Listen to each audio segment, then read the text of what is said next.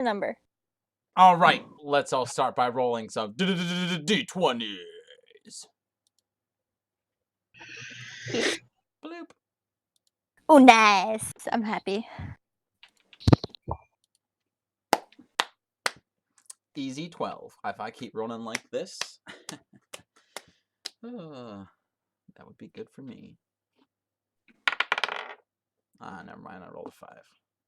Yesterday I had good luck. Hopefully it's either good luck or decent luck.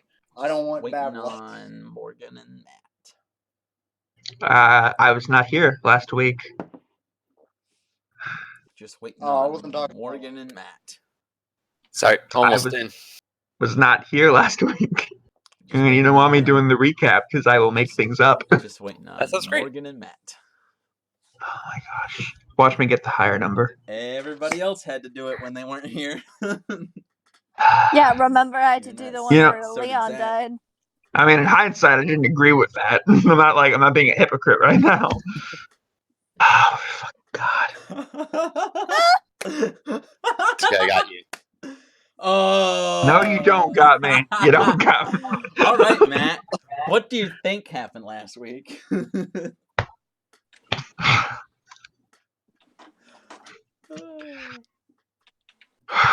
I know vaguely. I know a little bit. I heard a little bit of what Zach tried to tell me, so I'll try to go off there. So the manor Ghost Leon / Marville and Joan / Xanax survived their encounter with the tree cutting mantis people, who really liked cutting trees, as was in their name. And they continued further into the forest, where they encountered a bunch of talking rabbits. Not sure what the rabbits look like, if it was more of a Chronicles of Narnia situation or like a Muppet situation. I like Muppet situation because that's kind of funny to me. So anyway, rabbits could talk. I'm not sure what rabbits would talk about. Probably, things like carrots or, sex rabbit things. Yikes. After avoiding that conversation, they left the rabbits and they went deeper into the Feywild. Also, Zach's new character, who I believe is named Oliver. Olivia. Oliver and Xanax. Oof. Oliver continued further into the forest. I think they also met the rabbits. It was like one of those close meeting situations where two people almost encounter each other, but they don't. They also meet the rabbits and also realize that talking rabbits, even though they have the ability to talk, does not necessarily mean they have much to say. So they continued onto the forest, but he went to the elf fortress, where the evil elf Christian Grey, who was keeping our hero Dylan in his sex dungeon, and only allowing him to eat salad like the true fucking Nazi fuck he was. Zach, what did you tell him? I didn't tell him about fucking. I told him. And they were like, and he was like, Dylan, you're gonna tell me all your secrets, or you're gonna tell me all your secrets, you dirty secret-having human boy. And Dylan's like, I literally don't have any secrets. That's a likely story, Mr. Secret Keeper. How would you like if I kept secrets from you? He's like, you probably do keep secrets from me. I don't know what you're talking about. It's like, oh yeah, well, keep it up, buddy, keep it up. I could get more salad. And make you eat that. That is the punishment here in my sex dungeon. It's a very mislabeled because literally no sex happens here. I just chain you up and force feed you salad. I'm not even sure who named it, really. Dylan was just like, I'm confused. I want to go home. I want to go see my friends. You killed my friend and put him in a bow, apparently. Which is kind of weird because I always pictured him more as like a great axe or a great sword kind of guy. Like a two-handed weapon, like not a bow. Well, I guess you do use two hands with a bow. Yeah. Meanwhile, back at the Feywild, So I guess they were all in the Feywild. The elves, both the ghost elf and the normal elf, Joan, aka Xanadu, continue on with their journey. And they're like, they come across Fraggle Rock. They have a fun time there, Fraggle Rock. Till the really big guys who plant the turnips get upset with them because they try to take their turnips and they don't like that. They don't like it when you try to take their turnips. So Captain Marvel and Xanatos had to get out of there. So they continued on, and they met a troll by a bridge, and the troll said, "You got to answer me these riddles 3 if you want to pass the bridge." So after they killed the troll and passed the bridge, they came to a castle. Inside the castle was a slightly smaller castle, but inside that castle was a slightly larger castle. Feywild's a very weird place. A lot of castles. Feel free to stop me at any time. No, I'm just kidding. So yeah, you mostly got it right. The only part that you got wrong was about the rabbits. And a lot of other things. So they only met one rabbit, and his name was Humphrey. And Humphrey led them to a grove where they had met a group of these talking animals that seemed to have some sort of humanoid intelligence. They met, and what I mean by they, I should say Xionora and Leon, or Marvell, met Humphrey the rabbit, Tiffany the fire gecko, Bunter, the displacer beast kitten, Donnie, and Pancha the crow. They don't. Pancha's my favorite. They don't know what Donnie is. You give names to everything. And currently Xionora and Marvell are trying to figure out why the person that they all call their mother is gravely ill. We already found out, though. Well, I said trying. I'm going along in the timeline. Sorry. And Leon had went under the tree and seeing this underground burrow where he saw what he can presume is who the mother is. And it's some sort of elvish-looking figure who barely looks alive.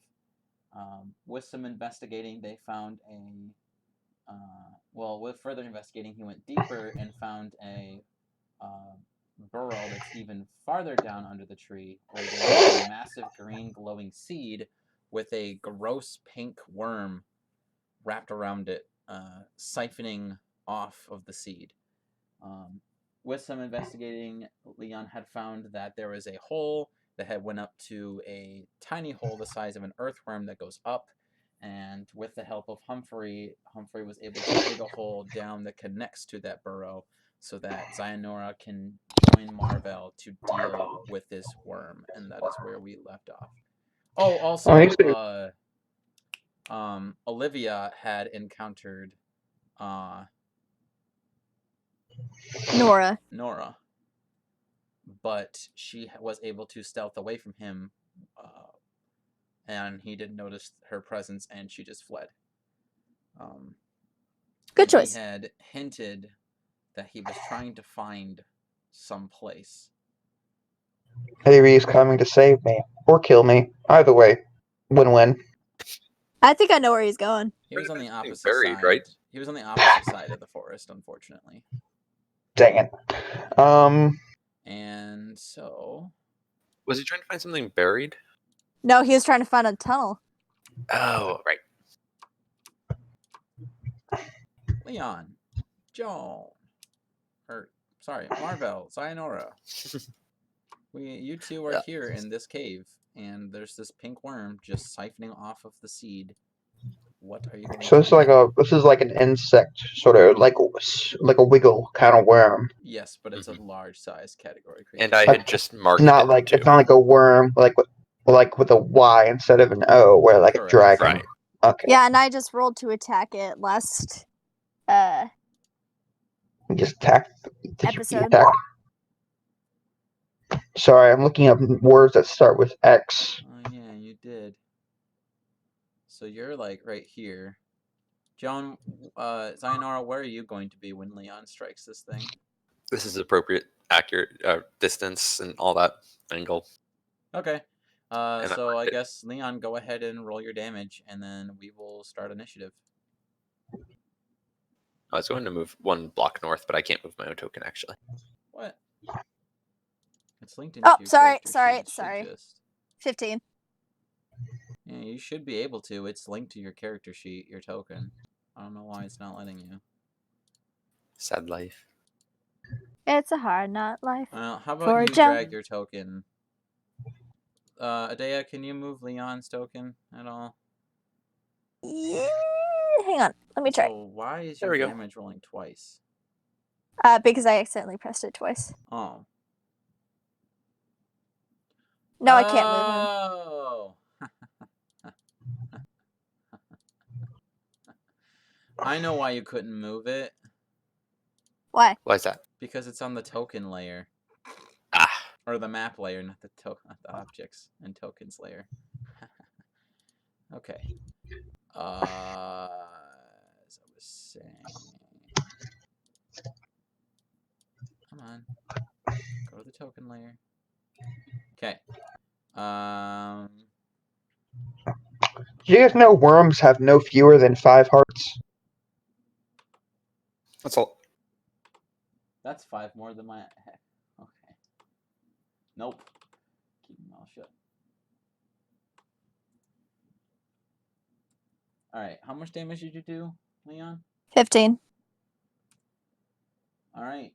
You hit this thing, and you kind of like burst a gash open to where this pink slime just kind of goes everywhere on its side. Or actually, no, sorry. You said 15? 15. Alright, when you hit it, you actually, you're surprised when you're, the force happens, there's a loud, like, boom! And it seems to be that there's, like, this, dark, invisible, like, it's invisible at first, but it has some sort of, like, blanket of dark, energy that surrounds it. And when you hit it, its head unlatches from the seed, and it sticks its head up and just lets out a loud, like, nail scratching across the chalkboard screech. And we're gonna roll initiative. And this is great. Okay. Other fun fact, ringworm is not a worm at all, but a skin fungus. Ew. Okay. Gross. Thank you for that. I'm Initiative. enlightened. 19. Ooh. Wow. Let me use my unicorn die. I'm still confused about what a unicorn die is. Like I said, it's a unicorn die that's glittery and colorful and just reminds me of unicorns every time I see it. Oh, okay. Sorry, I must have missed that. I think I got too focused on somebody said unicorn blood. All right, Leon, you are the first one to go. So what are you going to do? I am going to attack it again Okay. with my phantom blade. Ooh, not 20. Holy crap. Okay. Okay. You're epic. Go ahead and Decimate it. Ooh. Let me get a calculator for that. Holy cow. Wow, this worm is about to bite the dust. 35 It's a damage. joke, Pretty because good. worms eat dirt. that's 35 damage, isn't it? Yep, 35. Okay. So, I want, when that happens, the dark energy that protects the worm surges out of it like a pulse. It goes, and I want Leon, and I want,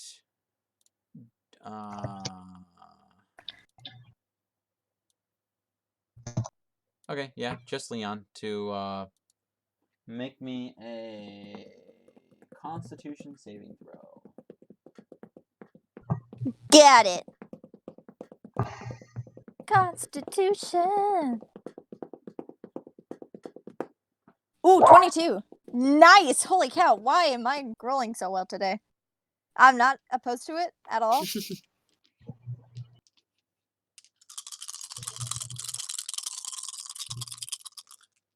Don't complain about the dice gods have given us. I won't.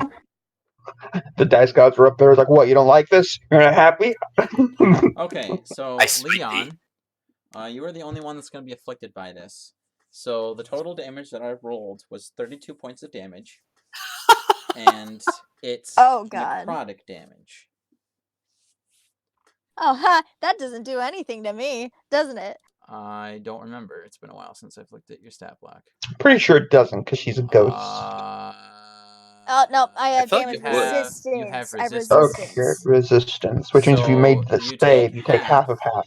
So you take 16, and then since you saved, you take another half. So you only take 8 points of necrotic damage. I am so glad I was not there. I am Hooray! also glad you were not there. Oh, that fight went really well. Oh, but is it still going on? I don't know yet. Okay. What else would you like to do, Leon? It is still your turn. Hang on Well, while I'm I still try to alive. do math in my head. 3. 94 and- minus 8 is 86. Thank you. Because I'm bad at math. Okay. Is Wait, the worm hang on. still alive? It is. Wow. Don't cut it in half. It'll just multiply into two different I worms. would like Worm to facts. attack it again with another hit because I get 2 hits. Yes, you do. What is this? It's 18. 18 is a hit. 17 force. Wow, look You know at you. where?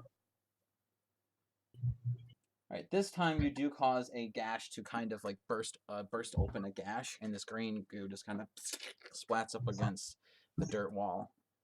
And is there anything else you'd like to do?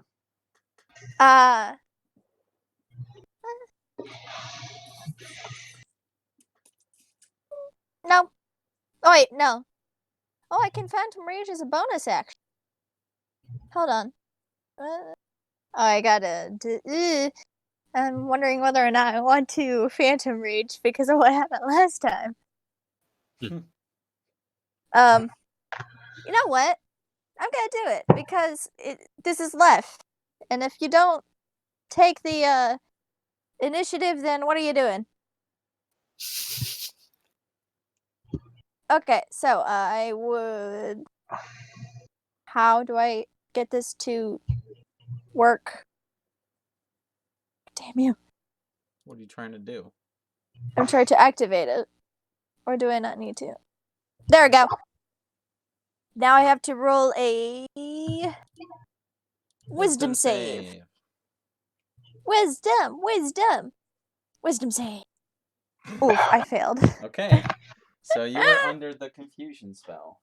Sweet. And that counts on this turn. So, to recap,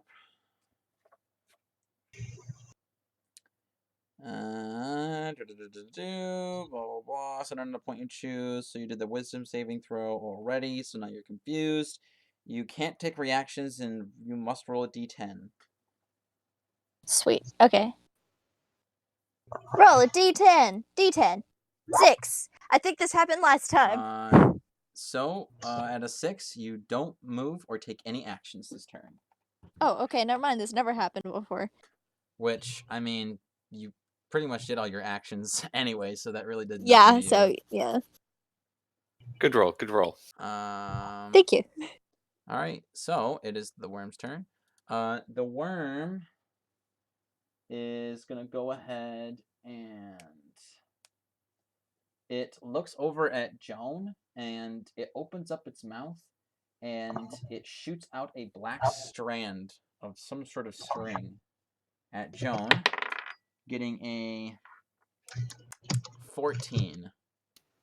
I would like to deflect projectile. 14 doesn't hit. 14 doesn't hit? It does not. Okay. So you sidestep out of the way, and the strand goes out, but just as it goes past you, it just lightly falls, and then it just cuts the strand from its mouth. and lets out a screech. It is then going to try and bite Leon. Oh, nice. Okay, go ahead. And only got a 10. Ha! No. You can just yell at it. Ah! And then it just... I have a question. Yes? These things on the side of the worm, are they like, is that just like grass or something, or is that like legs? Those are legs. The worm has legs. Yeah, Nice. I think. I'm going to cut them off. Oh because no. that's what I do. It does have legs. It's like a millipede. It is like a millipede. Ew! No, please don't. No, no, thank you. It's a pink, gooey, wormy... Hey, millipedes are an important part of our ecosystem. Okay, Probably. well, they could be an important part of our ecosystem somewhere else. True. Alright, it is Jones' turn. So last turn, I marked it with and took aim. Or, well, not last turn, but previous. Yeah. So this time, I would like to use my bonus action to Kensai Shot and take extra special focus and unleash 2 arrows, one at a time. As one. Okay. Alright. Go ahead. Crit. Ooh. Natural 20. Okay, wow. Freaking exterminators over here. High five. You guys don't like Yeah. worms. No, we don't like worms. That is accurate. So. No, we don't. Joan goes for like a sniper kill, like you're not worming No, your you way know what out of we're this. doing? You want to know why we're so great at this? It's because we're imagining the worm as Hollan. Well, that's Because his there's name. literally That's no the difference. guy's name. Holland. Okay. I didn't even take advantage. I was supposed to take advantage. Wow. You want How to? do you spell Holland? How do you spell Holland? WORM. Is it Holland or Holland, like the country? Holland. Okay. Like pollen. But except Okay. worse, because it's Hollan. You're alert to both, but only one will fill you with an unnatural rage. Also, Only Okay. one will put you in a hold bow. on. So you're supposed to double your damage die out of everything in it. So that's supposed to be 4d10 and an extra Neat. 2d8. Wait, just one extra 1d8, right? Well, your Kensai shot gives you Extra so 2 flat, I think. So you would have Oh, let me technically find rolled an extra 2, but since you already rolled 1, you would just roll another. You would roll another Yeah, d8. I just added 1. Yeah. Let me double check, but I think that's it. All the dice I get to roll. Wait. Hold on. Oh, no, you Kensai Shot is extra 1d4. So you roll 2d4. Okay, So- first shot is 4, 10, 17 physical, and 19 force damage. Nice. Cool. Wow, this worm just got riggedy wrecked. 10, that's 52. 2 minus 7, that's 45. And then, what was it? 19 force? Yes. So then 35 minus 9 is 26. Alright, this thing is definitely bloodied. It's Anything else got happen after I shoot it? Gushy uckiness oozing out from its from Why its are you pinky like flesh. this? Why are you like this? Me? Yes. Why are you like you? But no more necrotic I damage, don't right? like gross things. No. Cool, I'm gonna shoot it again. Okay. Obviously. Damn it, I was hoping you would skip that. Little did you 20, know. non-natural. 20s. Okay, wow. Alright, tonight's just your guys' night. Oh, yeah, 2020 it is. for first game I've been here for 2020. Oh, God. Here we go. Matt. I feel like I'm gonna use Adea's quote. Adea's quote is the quote for 2020. Why are you you? So this one does I thought you said why you 18, like this. 18 Why are piercing you and like 15 this? force. Whatever. It means the same thing. Okay, so 14 piercing and 18 piercing and 15 force. Yep. You sling that arrow in it, and when it goes completely through, and the whole creature just lets out a screech, and then just falls limp, and just unravels off the seed, and we are out of initiative. Okay. On one Leon hand, high fives Joan. it was a Oh wait, no, disgusting he's still monster. confused. But can we at least appreciate that it took 2 crits and still had a little bit of life left in it? Mm-hmm. So, It's Leon, pretty good. you want to make me another wisdom save, my guy? Yeah, I would love to do another wisdom save. Here we go. 20. All right, so you shake yourself out of the confusion effect. You're still raged, but you can obviously drop that. Yeah. I dropped the rage and high five Joan. Very important 2 things is that I drop the rage and high five. You high five. You know, I like your bow. I like it too. But honestly, I wish I wasn't a part of it. That's understandable. Yeah. I would hope so. So you guys notice that the seed, it's got like this. It's just. It doesn't look like an average seed. It's almost as if it's made out of like a green jewel, and it pulses with this green light. And the roots from it look like natural brown roots of a tree, and there's just dozens of them expanding out and kind of unwrapping into up above.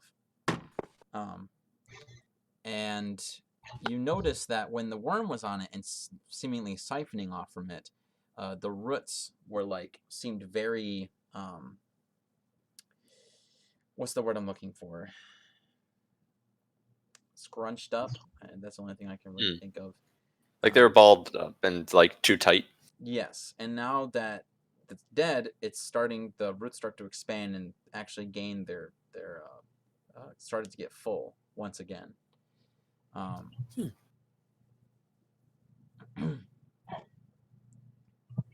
It seems we helped it, at least a little. It should be fun on its own now. I think. Are there any more little pink millipede worm things? It came from the surface, so I don't think so, but just want to do a quick check. Yeah, I mean, you can give me a perception check or investigation, whichever one is better for you. 23. You don't see any signs of any others. I am satisfied.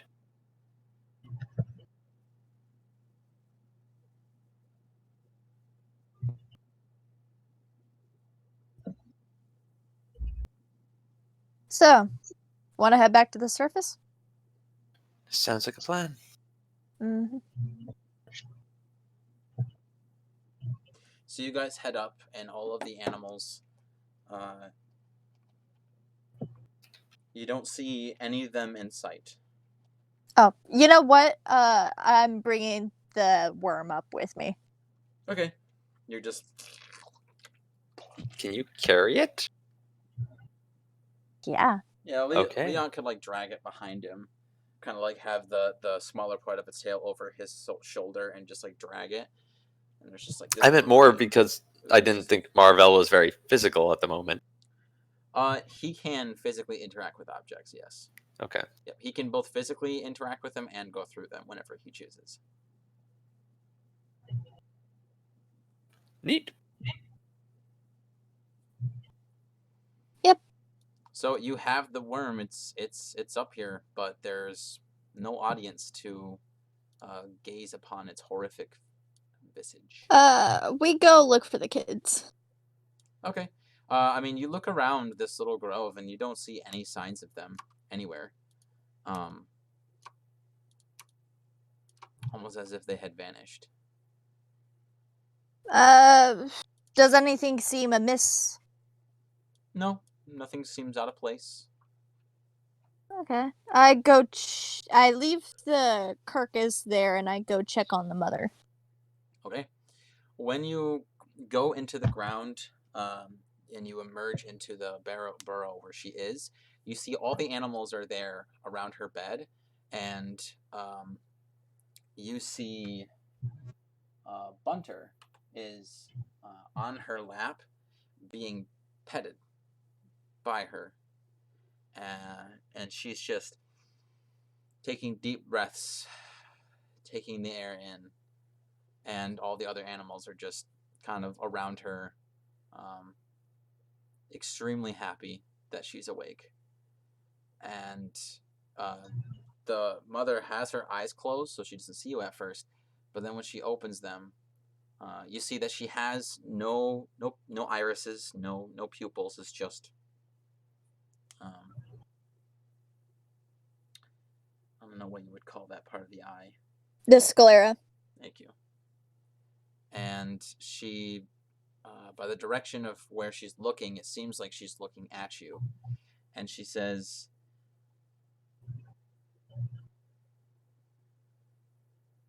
"Hello there, Spectre. I presume you are one of the ones that had saved my life." You are correct. And all the other animals kind of like look behind, and they all like rush over to you. They're all like, "Oh, Leon, thank you so much. You saved her. She's never looked any better in her life." "Oh, thanks to you, friend." Well, I certainly hope that she's looked better than this. I mean, she should still be recovering. Pancha, he like flies towards you, and you can tell that he's like flying towards you to like land on you, and you can like manifest it so that your shoulder can be more physical, so he can land on it. And he goes, "My friend, I shall make you into a song. On this very day that you had come to our grove, I shall make you into a legend, especially when I go back home."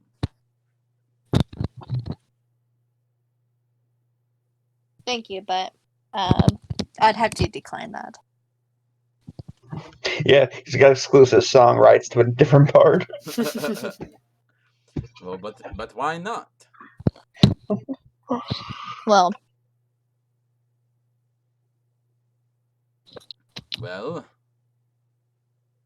let's just say I'd rather people not sing about me or even remember me after I die, honestly.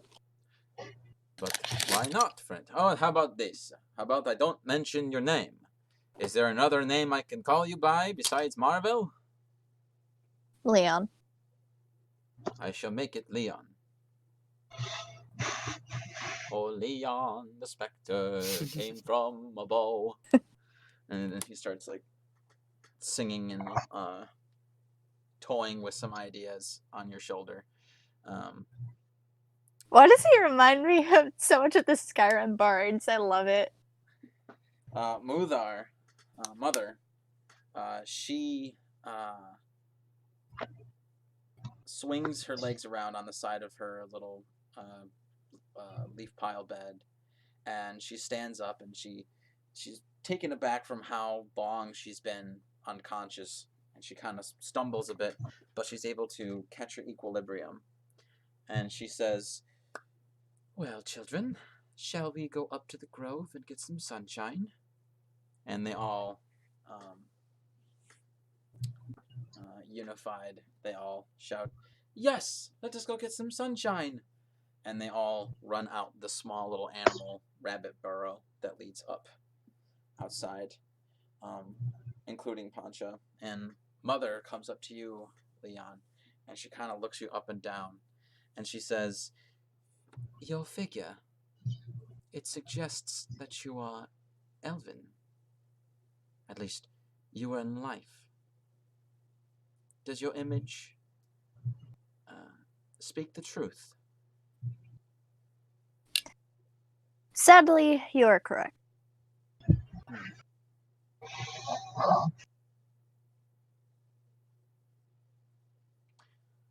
She says, "Now, my children had told me you had a partner."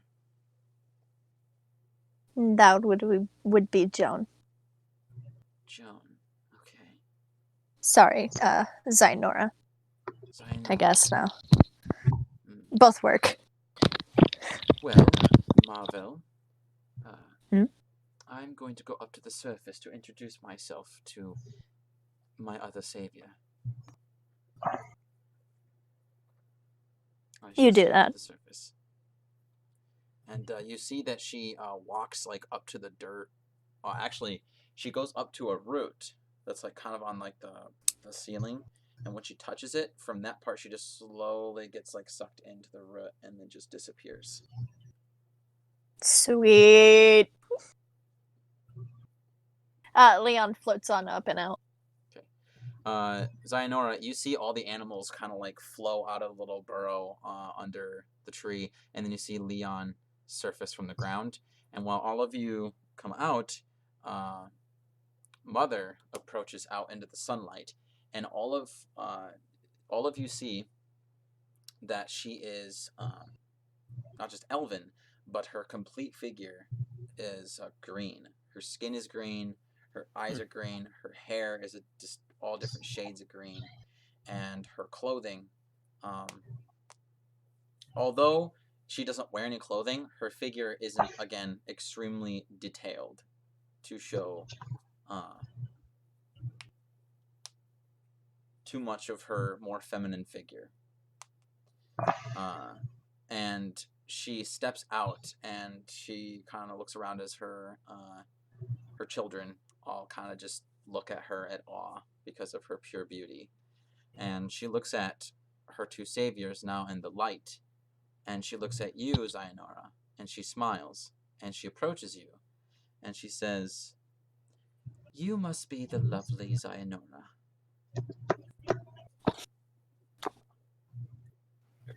That I am. Very lovely you are indeed.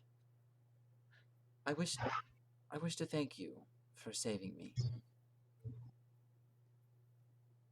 What exactly was it that was draining my life away from me? Leon goes over to pick up the corpse again. This thing. They all look and the animals just go, "Oh!" And Humphrey just passes out. Mother just kind of looks at it with like a brow raised, and she goes, "And I didn't notice something as large as that." Well, Granted, it wasn't this big in the beginning. It started smaller, as Marvella's saying.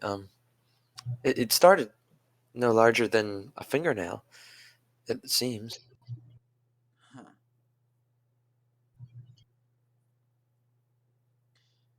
Well, I'm glad you had exterminated it.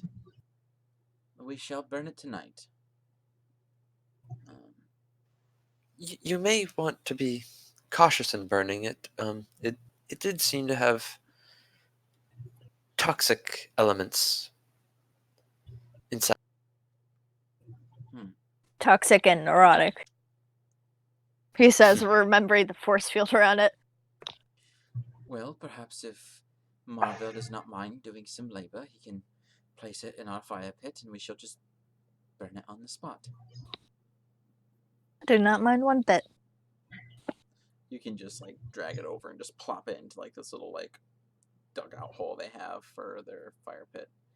And the mother then says, "As your reward for saving me, I wish to give you my blessing."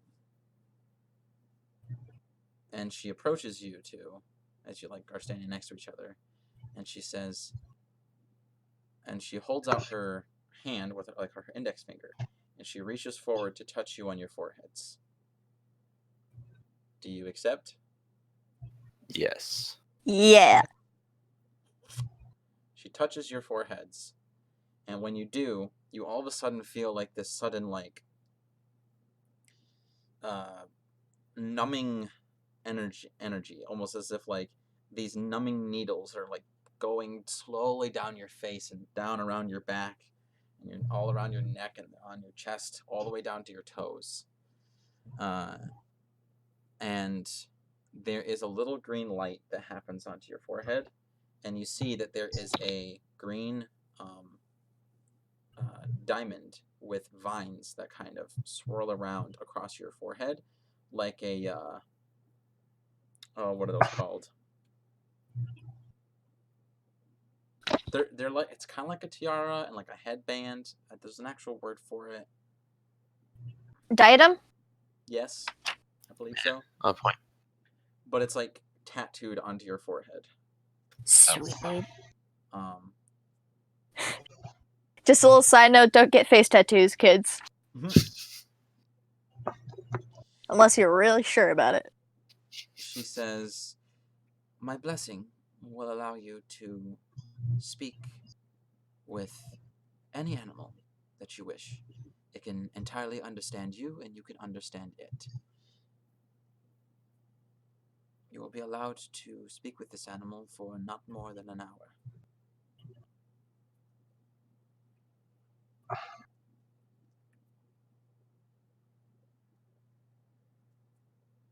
Thank you for your blessing.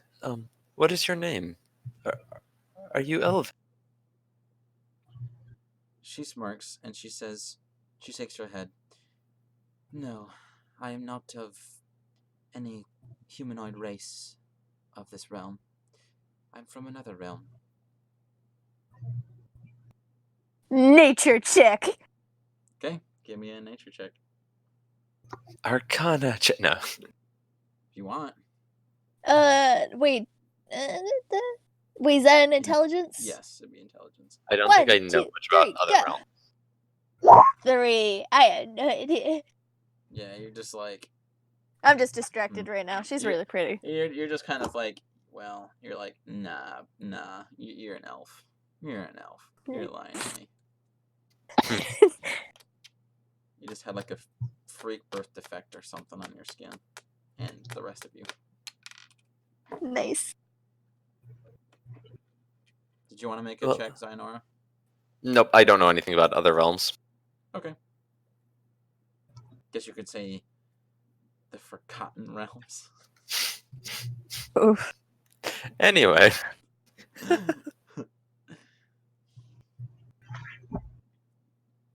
well, if we've rid you of this thing, I presume you and your family will be all. Yes, we shall be perfectly fine.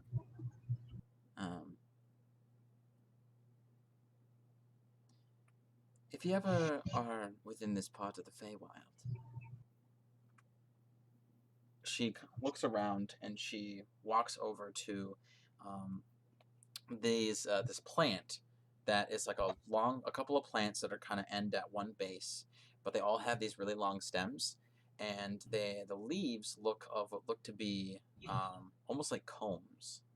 And she picks one up, and she when she picks it up, she then walks over to a random tree, just a random tree, picks a leaf, and slides it over like on top of it, and she says, "If you just do this, and you blow into it like so," and when she blows into it, it makes like a almost like the sound of a Harmonica. Cause yeah, okay, let's stop. Yes. No, sorry. If you do it like this, and to you it sounds like a harmonica, but she says it sounds like this. She says, "Humphrey, who is our gatherer outside the grove, may be able to hear you, and will bring you back to the grove.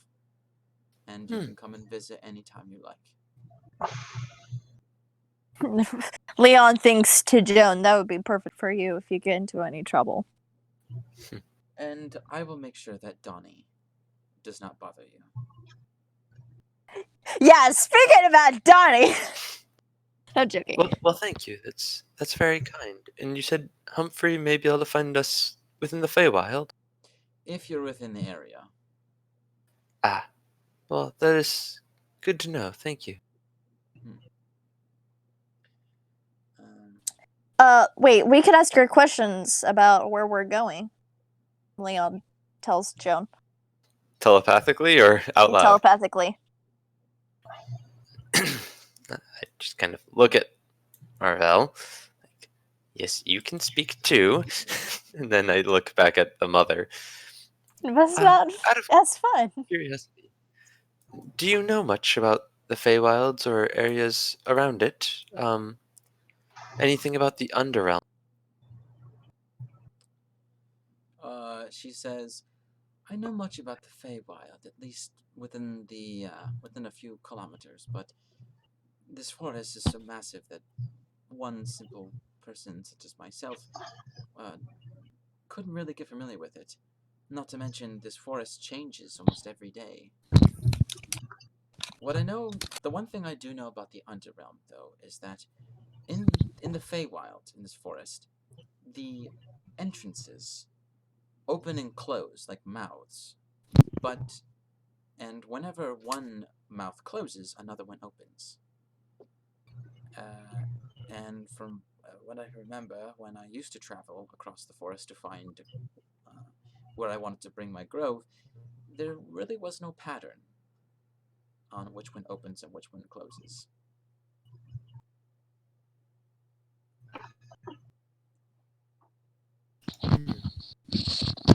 Oh yeah. Speaking about the grove and wandering and looking around for new places, Leon pipes up is that currently we're on an expedition to get to those tunnels.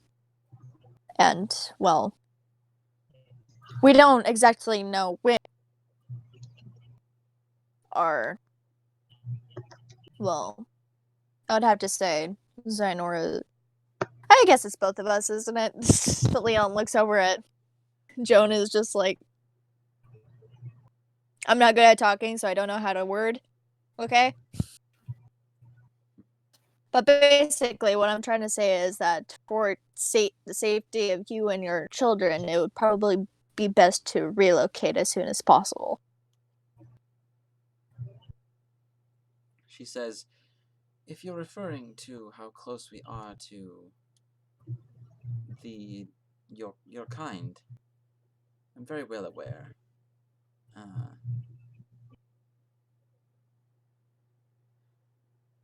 I don't feel it's too much of a concern, though.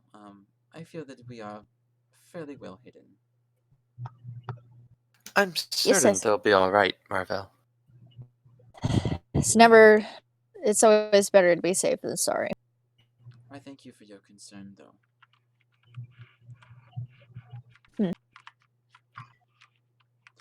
Tell me, both of you are, well, you are a wood elf, and she's saying this to Zainora, and she says, are you still allianced with the wood elves of that live in that Alderan tree? Should we tell her that it's forceful in nature? We could tell her the tale of what had happened. I do what I can to take care of my kind, and I hope to be able to guide them one day. But not everyone within the tree shares my opinion. There are those who seem intent on destroying it, and therefore I must destroy them.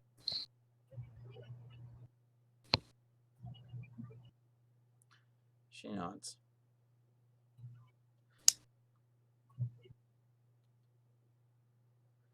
From all the other what else that I have encountered, you two just act very differently to them.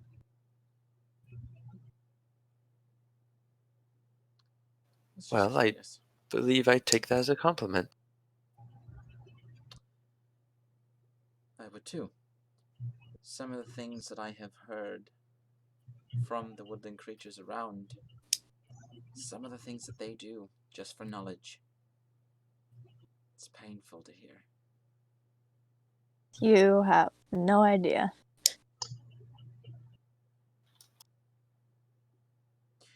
Well, children, why don't we all gather around some berries and some roots, and let's let our saviors feast upon what we have to offer them. A grand meal. And they all cheer. Aww. And they all scatter around the grove and start digging up and turning over stones for stockpiles of roots and berries that they have kept, and Humphrey is like pointing at places and demanding them, like, we need this and that and this, and is taking basically seems to be the head chef of this group. And Mother says,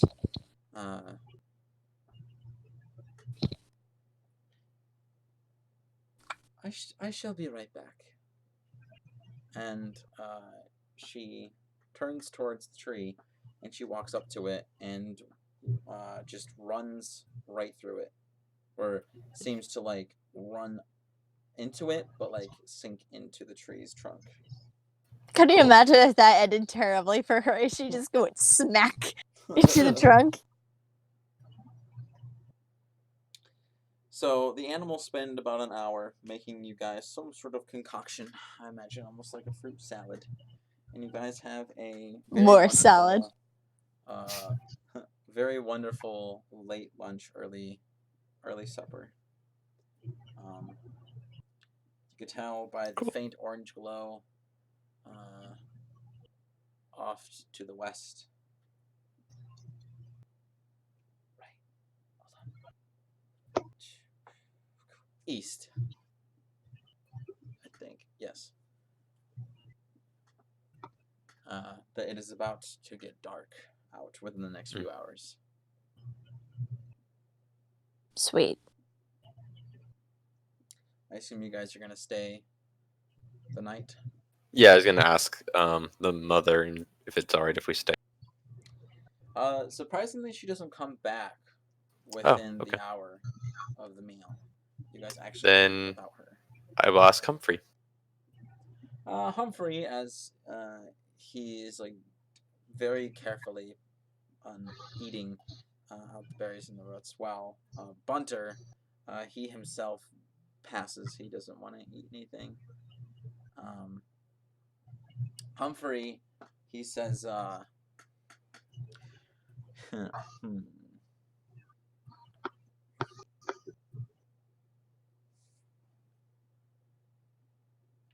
he says, I'm quite sure that Mother would not mind. We don't really have any comfortable bedding for either of you two to sleep upon for the night. Oh, trust me, that won't be a problem. Yes. Well, I was more referring to Zionora.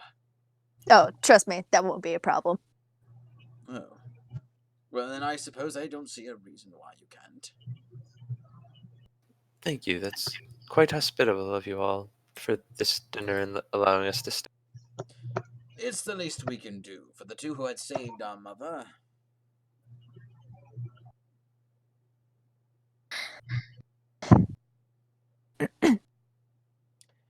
So, you guys stay the night, and you have a peaceful night. Neat. Yeah.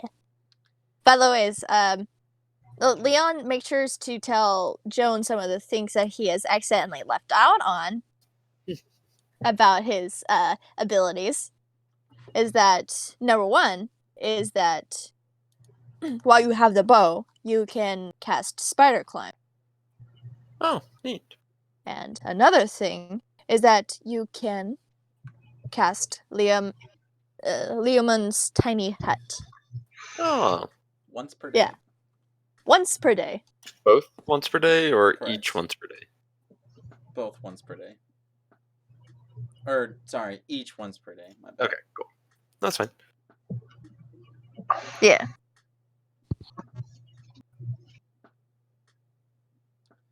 So, Leo, what's tiny hut?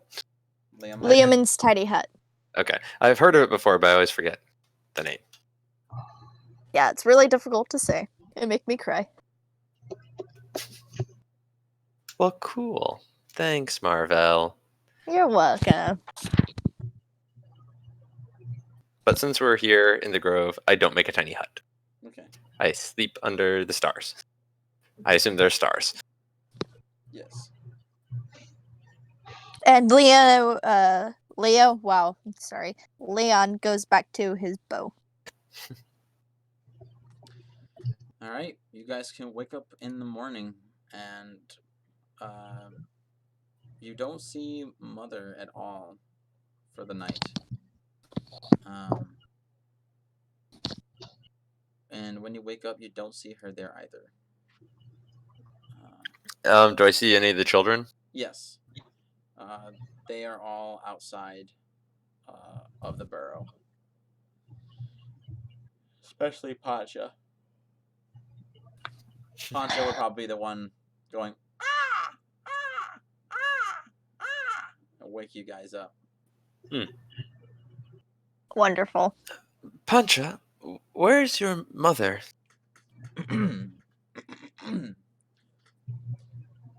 Well, honestly, I don't know. She didn't come to bed last night. Does she often disappear like that? Sometimes.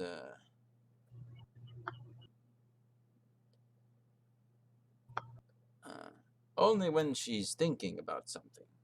Deeply thinking. I see. And needs privacy.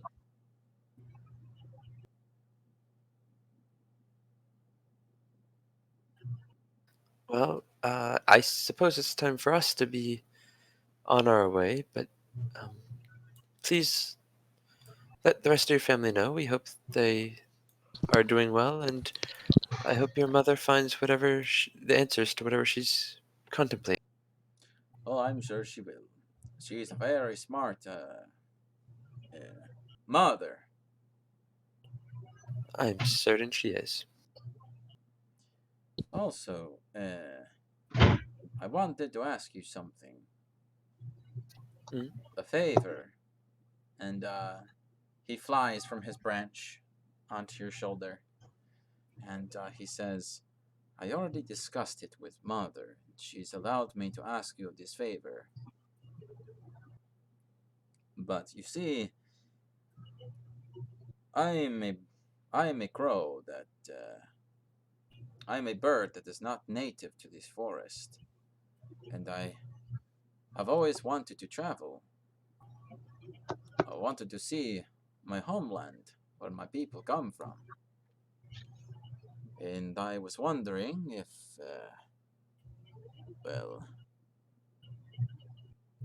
if I may venture with you. Leon immediately is just like, I would say yes under better circumstances, but this is something that we need to ponder. Are you certain we should tell him that we need to ponder it? No, hang on. Look like you're thinking. I look like I'm thinking for a second. He just cocks his head, looking at you with his deep, dark crow eyes. Well, you see, while Marvell and I continue to have a conversation. Yeah. And I don't exactly see a problem with it. We're going to be traveling a few days before we get to Underground. yes, true, but also it's just the people in the tree. Gosh, I've all but forgotten their names. I used to know this very well. The council. Yes, the council. Special members of that council would be very, very interested in a species not native to this forest being here. But then again, he does want to travel, so we can't really say no. It's his choice, honestly. How about we just let him join us for 2 days, assuming he can make his way back on his own? Not to mention, he is sentient. What do you mean? As in, he can speak, have deep emotions, and rational thoughts. Yeah. That's also extra things that would make him very interesting. He's not your average crow. Small, You know what? average crow. You know what? It's fine. Leon will protect him, even if he has to break out this bow himself. That would be quite all right if you wanted to join us. Though we would have to ask that you return after a few days, because after that we'll be going into the Underrealm, and even we aren't certain how safe or not that will be, so we would feel horrible bringing you with us. He nods. Yeah, right. I see. Perhaps there will be someone else who will stumble along and be able to travel outside the grove and Okay, now I'm feeling bad. Tell him that he can stay. help me find where my homeland is. He's guilt tripping us, and it's working. You don't know where your homeland is? My mother told me about a description of it, but not where it is. She gave it a name. And what did she call it? She called it the place of the misty peaks. Of the I Misty would like Peaks. to do a check on what that is. Okay, give me a history Same. check. History, that is intelligence. Give me a geography check. No. 9. 20. Ooh. Leon, you feel you've heard of it before, but other than you feel it, you're familiar with it, but just don't know why. That's all you get. Joan, you remember the Misty Peaks is a range of mountains. It actually is 3 mountains that kind of surround each other to create this large valley in the middle. And you know that it is a very historical place in Astria's history. It's also a very mysterious place. It is a place in Astrian legend, and even to the Wood Elves, that anything that goes into the Misty Peaks never comes back. It is a mysterious place that not even the Wood Elves have very many answers about, or if any of them do, they haven't come back to tell their tales. Would I happen to... Go ahead. I was just going to ask, would I know whether the elves have been able to scry into the Misty Peaks? You would know they have not. Okay. That is a place that is also unscryable. Fancy. Does she say this internally? I'm thinking about it internally. Oh. So you're good. So, yeah, that would make him a very interesting specimen. We're going to have to keep him safe. You say there's something else I would know, Andrew? Yes. You would also know that I believe Dylan has a fairly popular book that has a setting loosely based on the Misty Peaks. A fictional It's called The Hobbit. A fictional tale about a group of people who went to the Misty Peaks. It's just called the Halfling Hobbits. Oh boy. I actually once made a D&D setting where like everything exists except nobody believes in hobbits or halflings. Like that's the one, like dragons, gargoyles, demons, they all believe in it. But if you like halflings, like, oh, that's fairy tales. It's like, oh, what about that guy over there? Oh, that's a really tall gnome.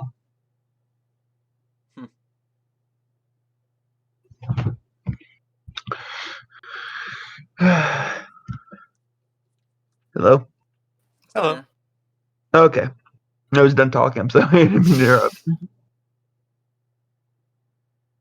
I'm just thinking, if he wrote a book about it, would he have any knowledge, or is it mostly just like from stories that people have told? Mostly. Did I read that book when fictional. I went through his stuff? It's in pretty the much beginning? just, most of it is just Dylan's imagination, just thinking this is what he feels would be in what could be in the Misty Peaks, based on I see. lore. It's a very loose. It's not like an actual. It's loose. It's more of an inspiration than an actual like. Okay. Yeah. The only You might have read it. There's probably a copy in his dorm room. I'll be right back. The only thing that might actually that is very closely fact is that there was said to have been a large palace, castle that was built for the son of the first king of Astria. It was built in the Misty Peaks, but shortly after it was built, that's when the Misty Peaks had been surrounded by this wall of fog, and no one has heard from anyone from the inside, and no one has been able to go in and leave. So this has been a mystery for hundreds of years. And Tell therefore, him that he needs to be careful. I assume I know where this would be. Yes, you know where it is. It's actually on the map. Oh, so it is. I just need to zoom more. Ooh! Yeah. Wait, we're going in that direction. No, we're not.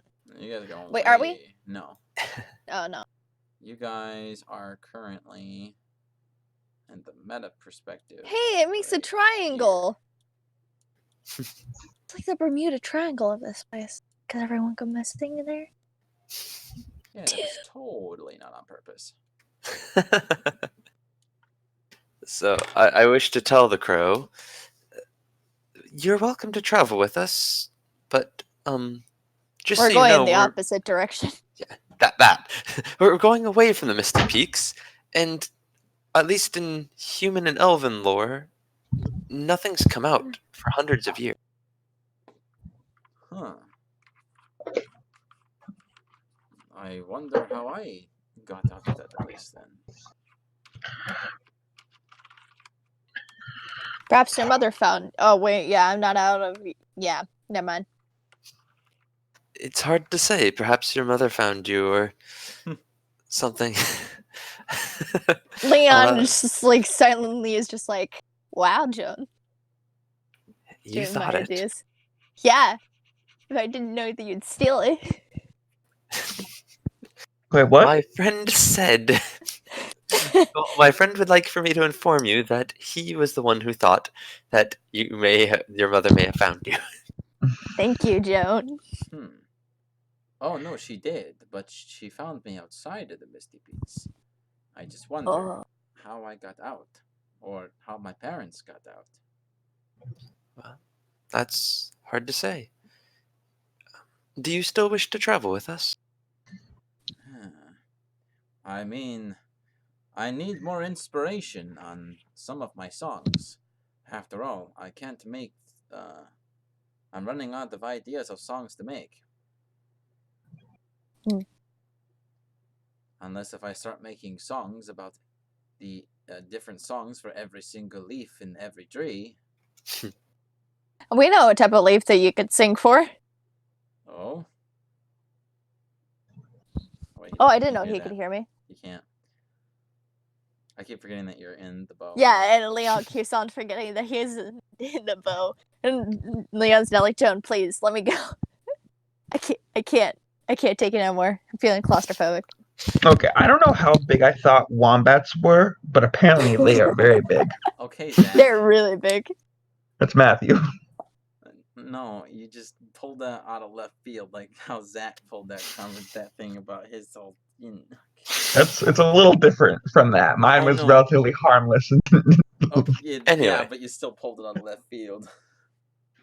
Also, Australia's I hold out the bow and let Marvell out. Yay! Okay, so what I was thinking about. What was I going to say? I don't know, I'm sorry.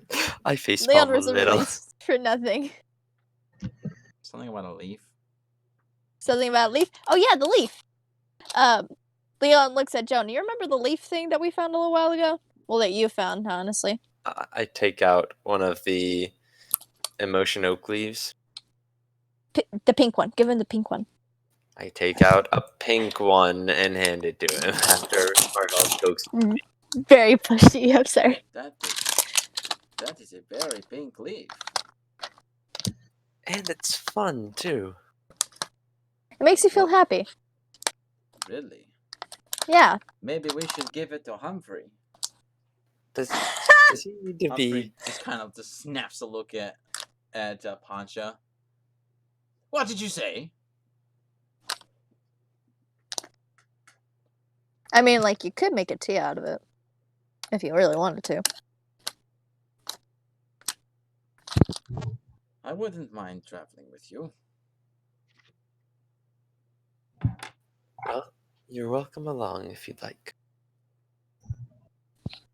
If I'm not Yeah. going to be a burden. You fly, don't you? No, you didn't get it. A bird didn't. Bird. Shall we didn't. go? I see. Zionor not one for jokes. She's a little bit tired. She has to deal with me, so yeah. You know, I And I always am felt the your name was parent. weird. Of dad jokes. I'm sure. I bet any outlookers who were to, if they were to listen to anyone that knows you to say your name, they would just think that some random stranger is saying goodbye to you all of a sudden. You know, just someone come up to you and go, "Hey, sayonara," and then everyone would just think, "What? Why is he saying How long goodbye?" has he been? How long has he been waiting to do this joke? So long. You can So almost, long. I start walking toward where I got dropped off in the grove. you can almost kind of tell by the way that he's talking that he's like talking in a way that's like he's not purposely doing it for a joke. It's almost as if he's like at first it was a joke, but then he actually is starting to think about it, just be like thinking way into it. Okay. I think you're taking it a bit too far. Let's go before she leaves us behind. So you guys are leaving. Matt. Yeah.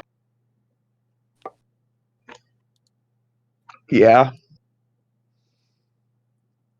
Hello. You awaken in your home back at Seaport.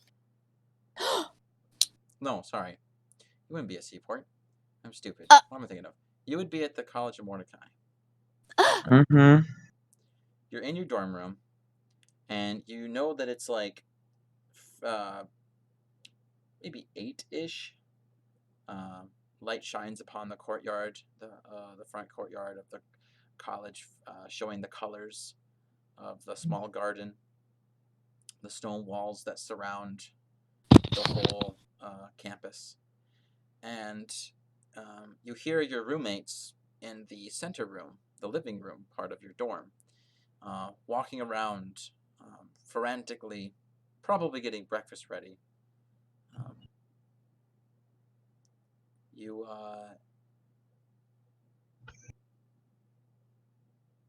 What do you do? The last thing you remember was something about a date with a girl.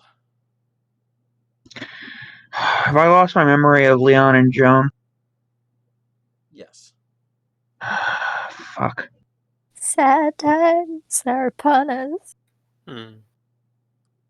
I at least think you remember Mason.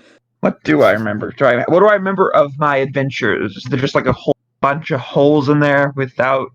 You remember you and some other strangers, human, all of them, going on these misadventures with you, all with different names. Then like I don't know, probably had like a human male named Mike, a human female named Renee, and another human male with you named Trevor.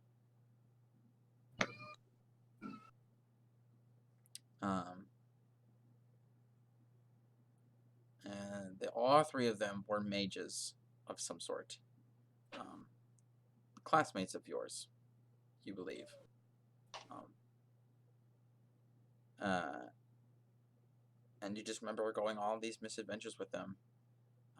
You never really got too close to them because you felt that they never really had the personalities that really got close to you. But anytime that there would be some sort of mission for you guys to get some possible gold out of it, you remember it. The only thing that you don't remember is Well, no, you would probably remember that too. Even the assassination of the princess. You were present for all of that. It's just What about my family dungeon? your family dungeon? Yeah, the whole Melatotus debacle.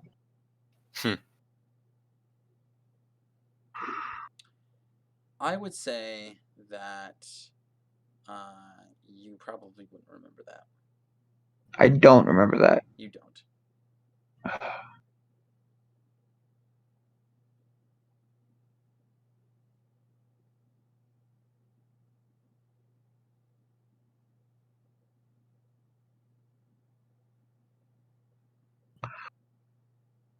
Okay, so I have a date with the girl.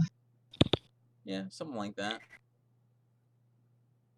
So I don't feel anything wrong with my memory. Like I don't feel any kind of emptiness whatsoever. Like I'm forgetting something. No. Other than the fact you forgot the girl's name. And I do. That's not like me. I usually remember these names. Matthew doesn't, but Dylan does. Well, it could also just be the memory altering thing. Hmm.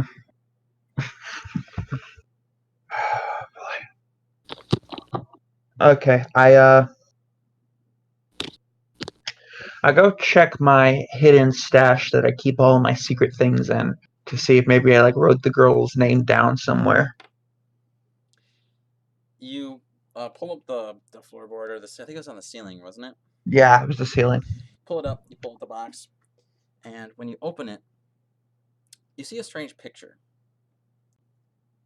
of a group of people with faces that you've never ever seen before in your life. You see a woman with lightly tanned skin, brown hair, with a long bow at her back and a quiver with some arrows peeking out to the side. You see a fairly tall, broad-shouldered, lean-looking male with long black raven hair that covers his ears, and he's like behind this group of people with you in the middle, and he's wrapping everyone in this big hug with this big toothy grin. You have yourself in the middle, the woman with the brown hair to your left, this large man binding you behind you, and then the person that would be at your right, I believe, would be I believe it's. Let's see, who was the fourth member? I'm pretty sure I know what you're. It would be Dawn. Yeah, it would have been Dawn, but Dawn Yeah, would but have been dead at that time. yeah, it would have been dead. So it'd just Yeah, be it would the have two been the of them. three of And the us. Yeah, it would have kids. been the three The of you. three of them and the kids, right? Yeah, three of them and the kids. It looks like you're drawing. My drawing. Yeah, I just imagine like it's this large man having the brown-haired woman's head in an arm lock with one arm, and then you at this other, and he's just smiling, and you two are kind of just looking at him with like this face of like gosh dang it, but also at the same time like you're not really happy, but you don't look mad at him. You tolerate him, basically. Yeah, basically, Yeah. you have no idea who these people are at all.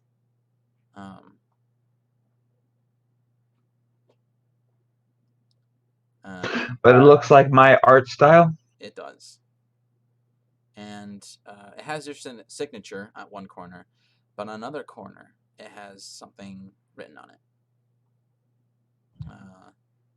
A little quote, not really a quote, but a label, a title for this piece of art. And it's simply titled Family.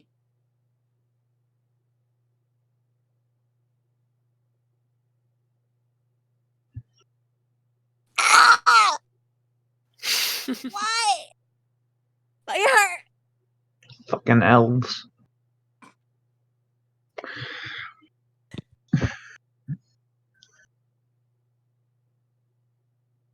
Hmm. Would Dylan remember that his brother died? Dawn, at the least. No. I don't remember that. Mm-mm. Oh, wow. Well, he would have remembered. Well, thought he would be dead anyway. So because he did go to technically the Feywild, well, to join the Green Gates. Hmm. So technically, Dawn's dead to Dylan anyway. Just differently. I like sit on my bed and I like stare at the picture for like a long time.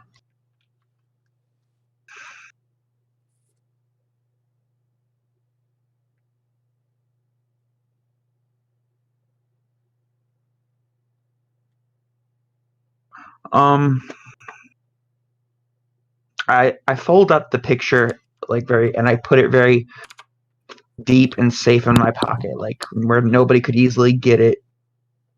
And I go walking, and I want to go talk to. I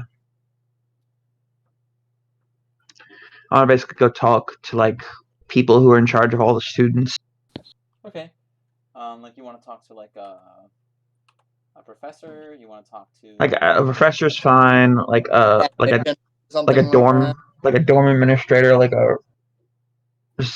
just people who know like have an idea about like all the students and stuff. Okay, yeah. Okay, yeah, you can find like an office they would have stationed, probably in the main building on the first floor. Hmm. They look at you.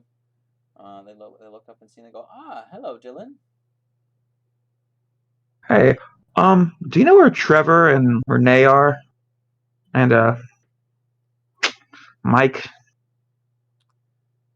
I mean, not in particular. I don't have their schedules, but I can find out for you. Would you? Yeah, sure thing. And he gets up from his desk and walks out to another room. Takes a few minutes, comes back with some parchments, with some scrolls, and unrolls them and puts them on his desk and starts looking at them. He says, "Well, it looks like Mike, Renee, and Trevor all have a course with enchantments at 1 p.m. today. Trevor has a course in transmutation in 30 minutes, and Mike, I believe. Oh, looks like he's going out on a.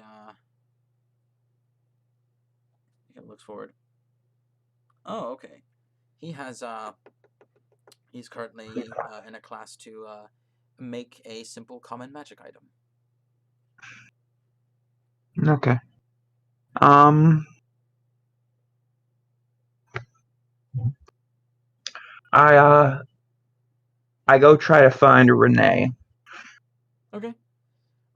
You can go and again, you're not very familiar of their schedules at all. Like I said, you're not really friends. You're just kind of more like partners on these quests that you went on to go and get gold. You are still hired in the Adventurers League, but you don't remember people being exertedly friendly towards you or making close bonds. It's just strictly business. And you eventually find her sitting outside in a hall, probably waiting for one of her classes to start soon. She has blonde hair and brown eyes. Fairly average looking woman. Nothing super appealing to the eyes, but definitely not an eyesore. And she's reading some book about the stars. You approach her, and she notices with her peripheral vision, and she looks up, and she says, "Oh, hi, Dylan." Hey, Renee. Um, I just I just realized that I don't know. I'm kind of having nothing to do, and I just kind of realized, we went on some pretty crazy adventures, and I just don't feel like we ever actually connected at all.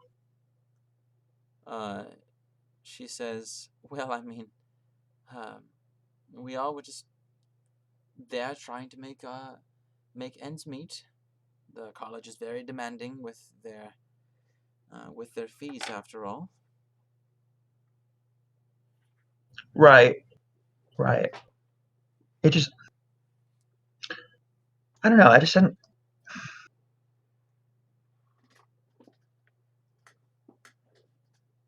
Do I think? Can you think of any? Can you think of any funny moments from our adventures? Just anything that like sticks out as particularly noteworthy? Like a funny story or like a thing when we were on the edge of our seats. Well, I remember when Mike, for some odd reason, had started on his words and had forgotten about the number 4. And then like, it all comes flowing back. Like, wait a minute. Wait a minute.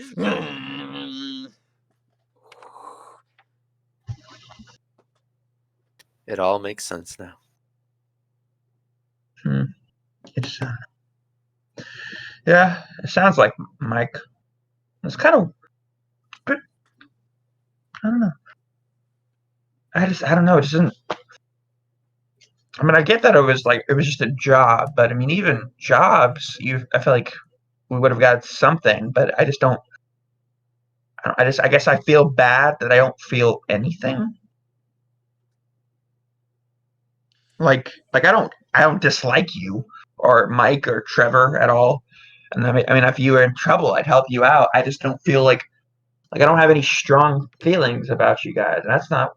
I don't know. I have and I feel like I have a lot of strong feelings about a lot of people I've met. And She says, she holds out a hand. She goes, Dylan, it's okay. You don't have to apologize for when I had asked you to dinner. I shouldn't have done that. that's definitely not me. I couldn't. Listen, Renee, I am a slut.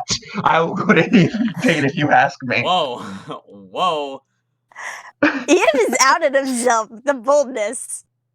We stand the bold king. It's like, real. Do I remember her asking me to dinner? No. I don't remember you. Like, I look like I'm just trying to like grasp at something. I'm like, I'm sorry if I was a bit curt. I don't remember you asking me to dinner. If you still want dinner, I mean, we could meet up later when you're done with classes. I'm fine with that. She smirks and she goes, I mean, not right now. It's midterms are, well, no. She said, the new semester's just started and the professors have really been cramming in our assignments. Okay. Well, let me know if you have a break in your schedule and we can make up for old time. Anyway, take care, Renee. And I sort of walk away. You too, Dylan.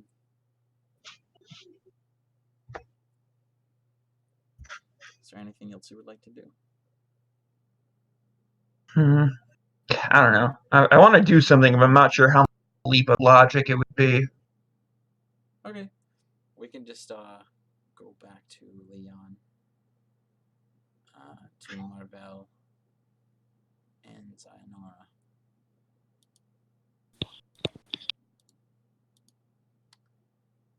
Leon sneezes immediately. I feel like someone was talking about me. So, Sayonara, with your newfound ability with Leomon's Tiny Hut, I don't know how familiar you are with the spell. With Speak with Animals? Leomon's Tiny Hut? Oh, that one. No, not very familiar, no. Okay. I know it makes a tiny hut for 8 hours. We will say that you cast it on like the first night after you travel. And basically what it does is you make a 10-foot radius immobile dome of force, springs into existence around and above you, and remains stationary for the duration. The spell ends if you leave its area. 9 creatures of medium size or smaller can fit inside the dome with you. The spell fails if its area includes a larger creature or more than 9 creatures. creatures and objects within the dome, when you cast the spell, can move through it freely. All other creatures and objects are barred from passing through it. Spells and other magic effects can't extend through the dome or can be cast through it. The atmosphere inside the space is comfortable and dry regardless of the weather outside. Until the spell ends, you can command the interior to become dimly lit or dark. The dome is opaque from the outside of any color you choose, but it is transparent from the inside. Okay. So, basically, pretty much all encounters in the night don't really matter anymore. Can't touch us. You literally can't get touched by them. So, you won't be attacked by anything. That's handy. This leads us to only the encounters that happen in the day. Yeah, now we have a little birdie boy to watch over. That's it. So, one of you, roll me a d20. Also, it's going to be an opaque dark green. Every night. Zainora, I would like for you to please do it this time, and then I'll do Do the the next. thing? Mhm. 15. A 15? Indeed. Okay. Roll me another one. Oh no.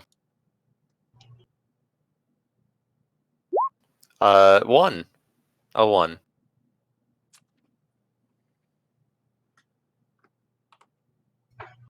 That's not good.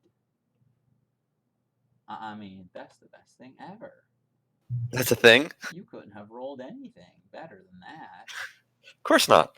At What else is all. better than a nat 1 Nothing. on the second roll? Nothing's better than that. Not even a nat 20. Go ahead and roll me a d6. If you get a 6, Can I just say no? What?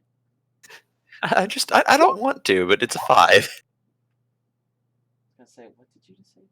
What the fuck did you just say to me? Okay, roll me another d20. Please stop. I can't do it anymore. It's a 9.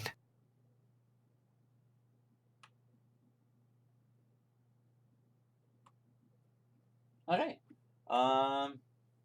You guys have a peaceful venture through the Feywild, though the noises of the woodlands seem to have quieted significantly. And I don't trust it. Same. roll me another d20. Oh, that would be me. I think we should be cautious. Yeah, real cautious. Pancha, Hmm?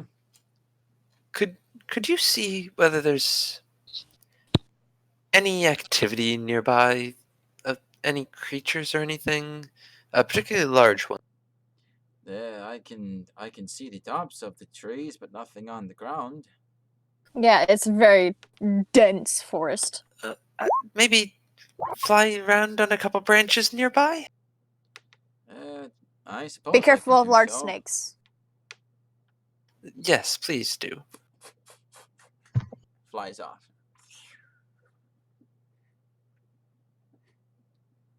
Mhm. I don't see anything yet.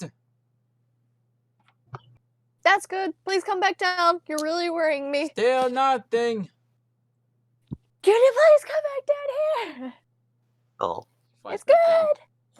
Okay. So what was the other d20 roll? A 12. That been. Oh, yeah. This is where we roll again. Okay. Roll me another one. Up. Okay. Joan, that'd be you. No, you go ahead. Oh, you're okay. A 13. 13. See, look how consistent you are. Okay, I know, roll right? again. Ooh, sweet. This is really worrying me. This is the same day? What'd you get? A 15? Roll again. This is all the Okay. same day? No. 19. 19. Hey, we have a winner. Roll me a d6. Please, nothing. 1. Gee, Nice, that's good. Okay. How many roll me days has this a been? D100. It's been 6. Okay, so I've used 6 rounds. 37. I assume their feast still isn't satisfying me. Correct. What'd you get? Okay. 37. 37. Okay. 37. So,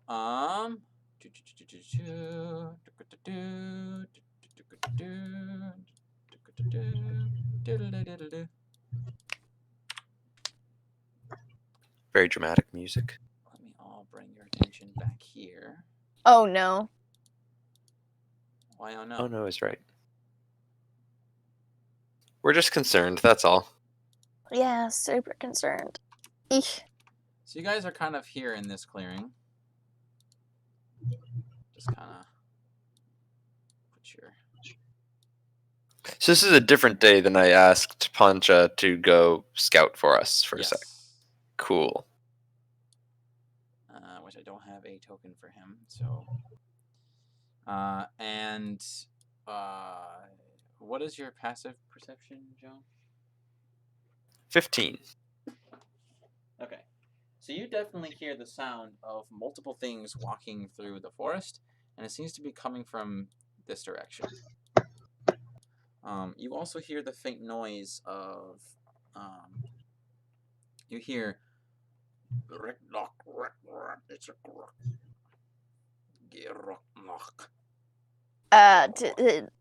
Leon tells Pancha to stay out of trouble He flies if up we high get into a tree. fight. Yep. Is this a language I recognize? No. Do I recognize this?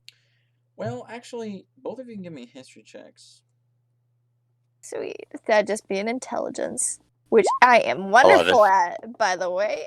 Total. The best. You guys both feel as if you have heard this type of language been spoken, either to you or around you at one point, but you can't quite pinpoint it, where you heard it from. Okay. Leon hides in the bushes by just phasing through them and just looking through them. And looks up at Joan, expecting her to do something similar. I would like to quietly jump up into a tree. 10 to 15. Preferably one with branches, you know. Okay, go ahead and give me a stealth check. A stealth check. That's my best.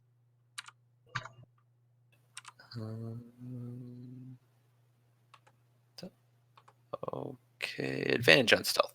To move silently, I assume that counts. Yes. 22. Okay. So you move up into a tree silently, and eventually you hear the voices get closer, and you see 4 grown children-sized humanoid creatures with a dark purple skin, with white glossed over eyes and very bushy white beards and sideburns, like it's almost like they have like a cloud surrounding it. All of them, they all wear scale mail and have shields equipped. They also have war picks at their hands, as well as some javelins upon their back. And they all come into the clearing, looking around as if they were searching possibly for you.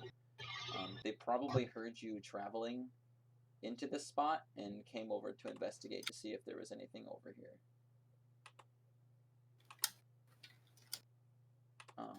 You have seen a creature like this before once. It was all the way back when you had encountered Granny Goosebumps. There was a creature like this that had was like doing some sort of mind psychosis damage to you. Interesting.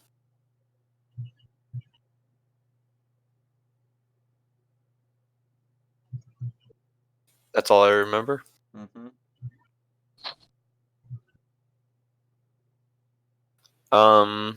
I'm just gonna stay where I am and trying to blend into the foliage of the tree, and just kind of watch them for the moment. Okay. Yeah. They look around the foliage, taking their war picks and like swinging at the plants, and Oh. The plant's on the ground. yeah. Okay. And they look around, and eventually one of them just, and they all just walk back into the bushes and start walking away, uninterested. I think to Marvell, that could have gone worse. It could have gotten really bad. With what they look like, do I have a name for them now? Neither of you would know what they were called. Oh, okay. Can do a picture for you. Maybe. Please do. Maybe.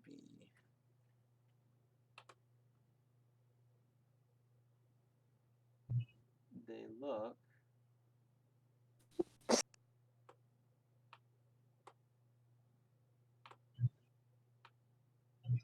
like that. Oh. I can't see anything. Oh, come on. There we go. Oh, okay. Interesting. Oh, Kind of dwarves. wait. Oh, it's the little guy with the dagger. Mm-hmm. The one that is like KO'd me with that little psychic dagger. Just Oh. yeah, that guy. Well, that's fun. Yeah, that's so much fun. Well, The most glad that we fun. didn't talk to him. Glad that we didn't get into a scuffle with them, because I would much rather not deal with psychic damage, honestly, because that is not my strong suit. Does it hurt you a lot? Oh, yeah.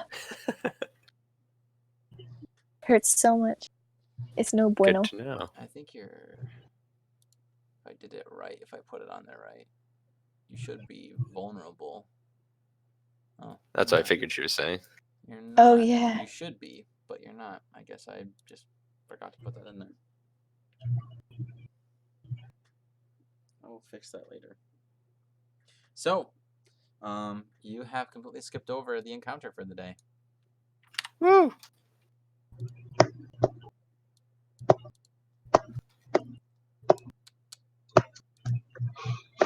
All right, go ahead and give me one more encounter check. That's for you. Yep, sounds great. An 11.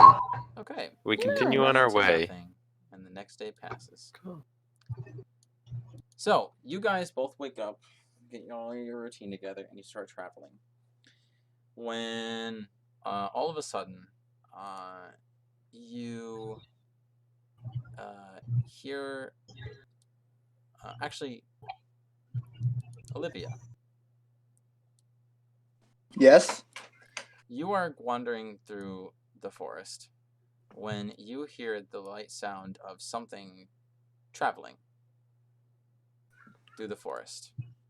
It doesn't sound like anything large at all, and it's not like bumbling about as if it's some sort of large predator, but it's just something moving through the forest. I see. Is it just like a singular creature? Yes.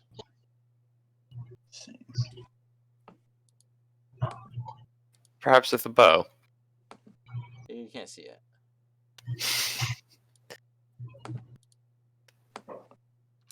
I'm gonna cast Pass Without Trace. Okay. You're gonna see a lot of that in this. I'm gonna stealth, and I'm gonna go look for it. Okay.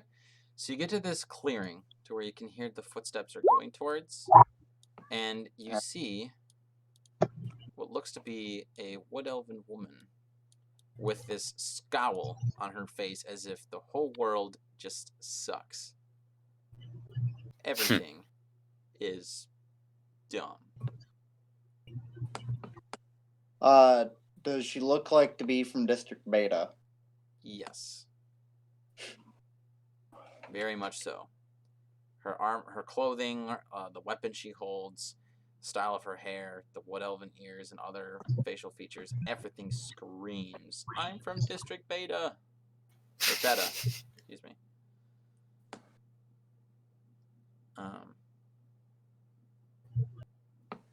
Don't let looks deceive you, though.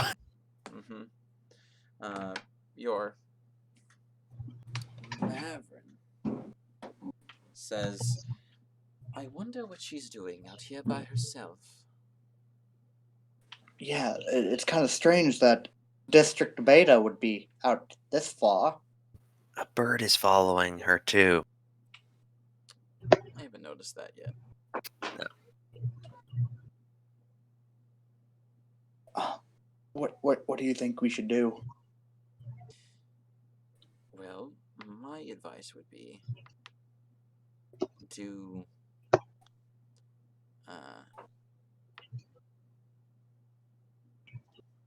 to avoid her. And then, Joan, you hear Pancha go, Sayonara! Over here! Somebody's watching you! Shit. I look toward Pancha and the person. Do I see the bird now? Yes, you see him. He's up. Well, you at first you don't see you hear, all you see is the bird, but then you come to the conclusion that the bird was the one that had spoke, as it's pointing out a single feather from one of its wings directly at you. She's got a big stick! Look out! I draw Marvel's bow.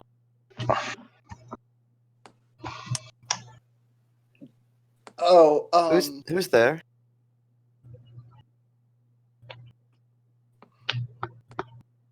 Can I see anyone? Yes, at this point you can see her. You can see probably she's peeking through the foliage. Joan, let me out. Joan. Let me at her. Let me at her. Hold on, Marvel. Just a moment. I don't want to intimidate her quite yet. Oh yeah. Sorry, I forgot what I look like. I'm not here to deal with. I'd prefer to. We just went on our ways. Ask her where she's going. Where's she going? Beta shit. No. I don't give a care. I prefer that we just mind our own businesses and just pretend we never seen each other. Sounds just as well by me. I don't care much for District Beta either. But why would you say that out loud? Because because there's a new person who said that they don't like. Yes, but scrying. I stand by that. I'm gaining people's trust. Okay. Why are you wearing District Beta clothes then? Because I'm on a mission for them. Oh. Care to ask more? Or would you rather be on your way? I'm gonna telepathically talk to Melvin. I should have said some of them, but yeah. Anyway. It's not Melvin. Hey, That was Maverick. hey, let me out. Everett, Let me out. sorry. Okay. Hey, let me out. If I scare her off, we don't have to deal with her. Let me out. I hold out. I'm already holding out the bow. It kind of summon Marvell and just look at the girl. My friend and I think perhaps it's better if you leave. And not go to the tree if you go in there. Maverick, we're going to the tree, right? Marvin says, well, I would say we're going under the tree. But we're going towards. We're going to have to go towards it either way. Yeah. You know, perhaps these two could help us. Oh? They could possibly help us gain access under the tree. If they are District Beta, they would know on a way to get there. A safer way without having to deal with any of the members. Alright. Since we both can agree that we like District Beta, how about we make a truce for a little while? I thought you wanted to be on your way. Well, I help you, you help me. And how could you possibly help us? I know nothing about you, my friend knows nothing about you, and you know nothing about us. I It know is nothing about awfully you presumptuous. Pancha, Poncho also doesn't know. thank you, Pancha. He says as he flies down and lands on your shoulder. That makes 3 of us. Mm. And you know nothing about us. It is awfully presumptuous to assume that you could help any of us. I'm very, very keen and very knowledgeable on plants and the wilderness, particularly. I can even speak to the plants and animals. As can I, as of recently. I don't think we need another who can speak to animals. I can create food and water for our travel. Now you sound like a salesman. How much food? I can create Zainora is a up to foodie. 45 pounds of food and 30 gallons of water. 45 pounds? Leo Yep. looks over at Joan. While I don't exactly enjoy the idea of a traveling companion, I am running low on food. I've already used 1/3 of my rations and we haven't even entered the under. Oh yeah. Speaking of the Underrealm, do you have any idea about it? I thought that to you. If you're talking about to Olivia, Yeah. there's no speaking of the Underrealm. Mavrin, you wouldn't know anything about the Underrealm, would you? Did you Where say that water out would- loud to her or in telepathically? Telepathically. I would say it out loud. I'm talking to Zach. Oh. She says, I don't know much about it, other than there are places that, within a few days of travel around where you had found me, where I had heard the rumors from the wood elves that had captured me about Does that stick look familiar? caverns that lead to the Underrealm. I see. And, Andrew, how far would that be from here? Where I originally found her? From here, it would probably, it's like...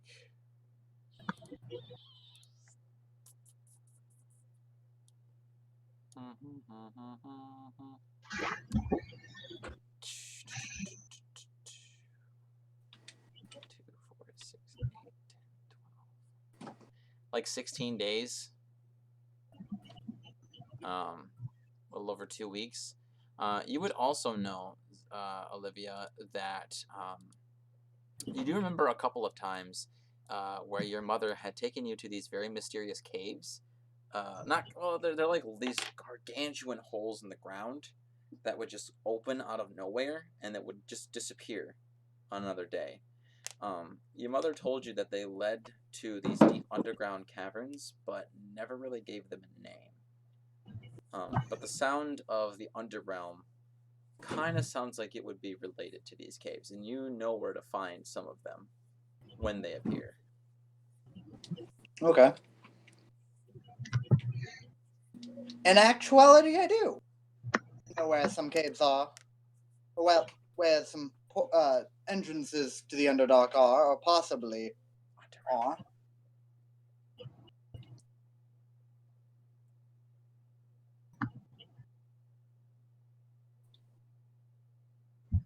What was that? And Underrealm. And you would take us to them? Why, of course. Why wouldn't I? Well, we are strangers. What would you ask from us in exchange? I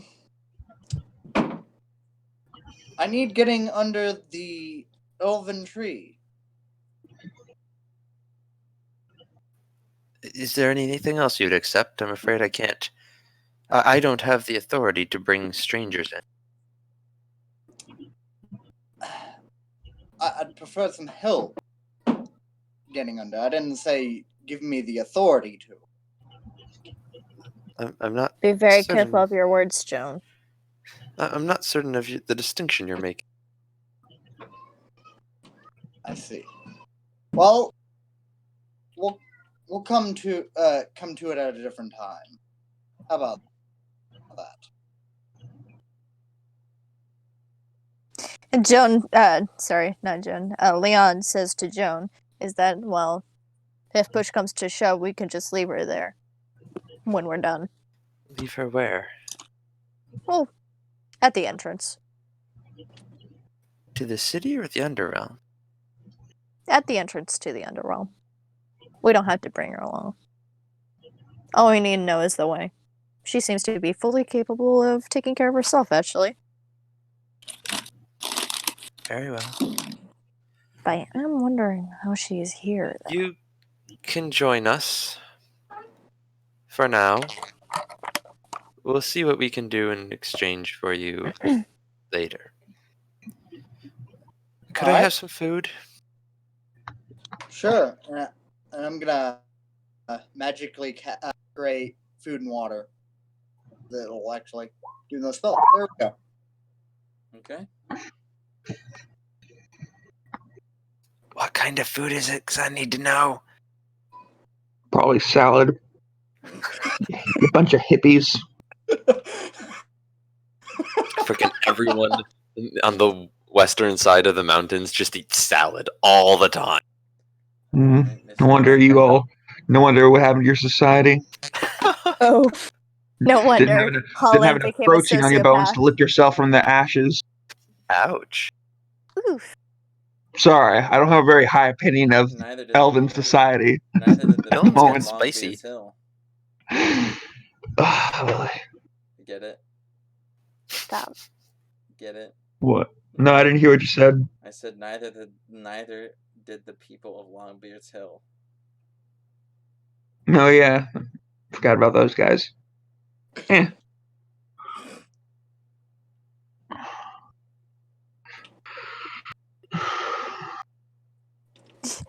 Just so everyone knows, while we're like walking, Leon is just plotting Hollan's demise. As And expected. Joan hears every bit of it because they're Listen, connected. Leon. You want to kill Hollan. Dylan will want to kill Hollan once he remembers Holland. Joan probably wants to kill Holland. Oh, absolutely wants to Olivia kill wants to Holland. kill Holland. Well, in a way. When she meets Holland, she will want to kill Holland. That is Holland's. Literally, Holland is so killable that the doctors had to pull him away from his mother when he was born because she was trying to strangle him. That's Oof. brutal. That Matt, is how. Did you read my DM notes?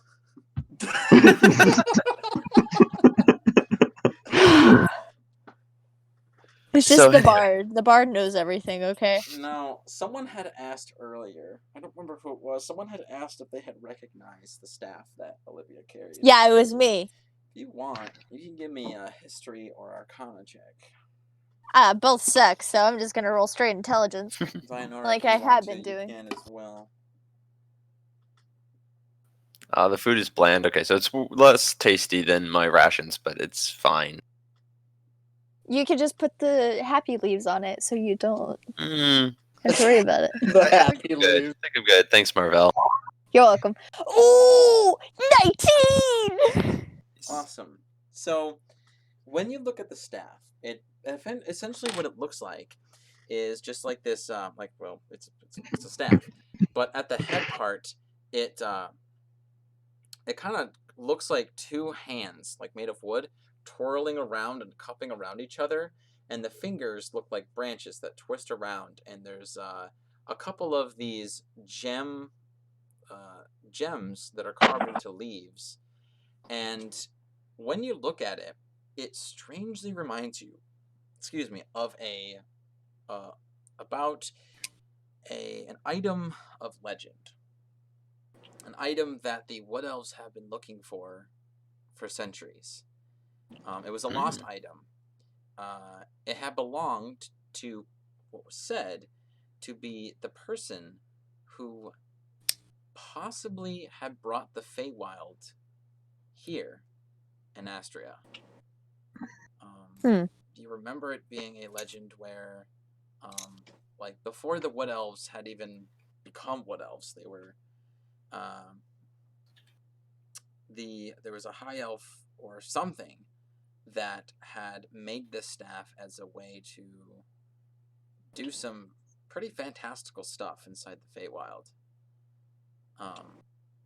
Whether if it's true or not, no one quite knows. It was only just kind of lost as legend.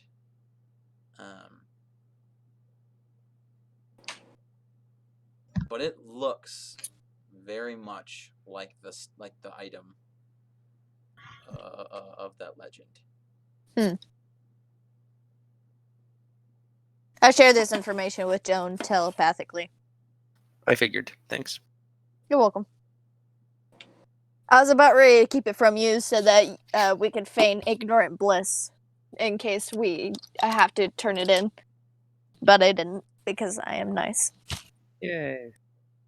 But also not really nice because now you have to think of a way to... Well, actually, you know what? Never mind. Because you can just say that Leon didn't tell you anything.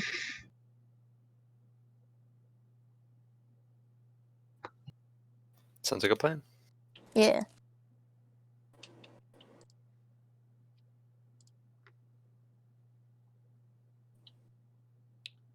So I take the free food and water. Yay! I'm very happy, and I start walking in the direction I think the Underrealm is, and I'm fairly certain, I think. And I'm just gonna ask my new friend. We're heading this way to try to get into the Underrealm. Sound good? Is that the direction? Remember? It's they're going the right direction, yeah. Okay. I'll follow. Leon... Oh, sorry. Continue. That was it. Oh, okay. Leon talks to Joan. It's like, it would probably be in your best interest to not mention anything about the staff. Don't even look at it strangely. Understood. Because it's probably better in her hands than, well, you know.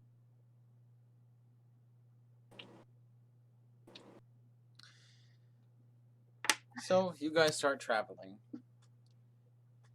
Now, I would like to end today's session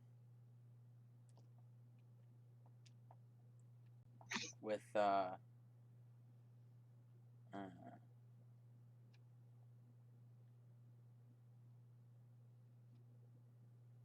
going towards a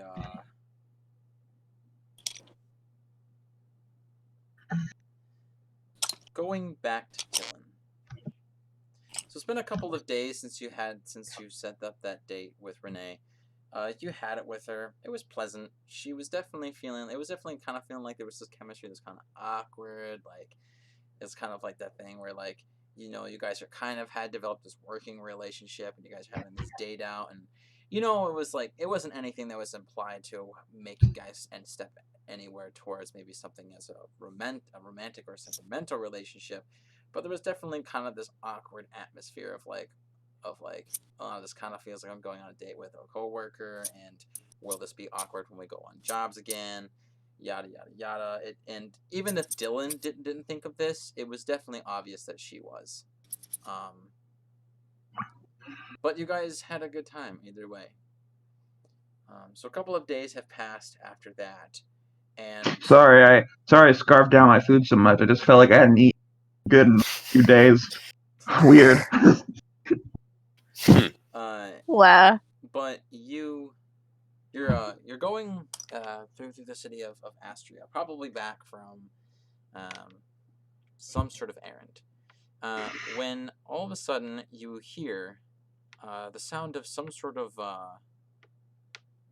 commotion coming from some commoners, and you notice off to the side of the street, there's a group of commoners looking around, and there's a man who is saying, who is yelling. You can't quite tell who this man is yelling at as you start going through the thick, but you hear the man saying, "Now I don't care who you are, but I don't like the fact that you were just standing out in the street watching my daughter. Oof. And I don't care how big you are. I'll set an example for you right now." And as you get to the edge, you see the commoner who is standing, this fairly middle-aged man, standing with a 14, 15-year-old girl kind of cowardly hiding behind him. And you see towering over this man a large, broad, hulking figure holding a journal in his left hand, and like still staring at the girl and writing down every now and then as this man is yelling at him. Long raven black hair this large man has, with some hide clothing on him that looks like it has been washed. And it looks like it has been washed, but hasn't had it looks like a very old piece of cloth. He has a large great axe upon his back, a backpack as well, and there are scars just up and down all over this guy. And he is just seemingly writing something on this book as he's staring at this girl. And finally, the man goes, "All right, if you're not going to pay attention to me, then I shall make an example of you." And he pulls Can up I his sleeve. can I step in? Yeah, you can step in, but the guy swings.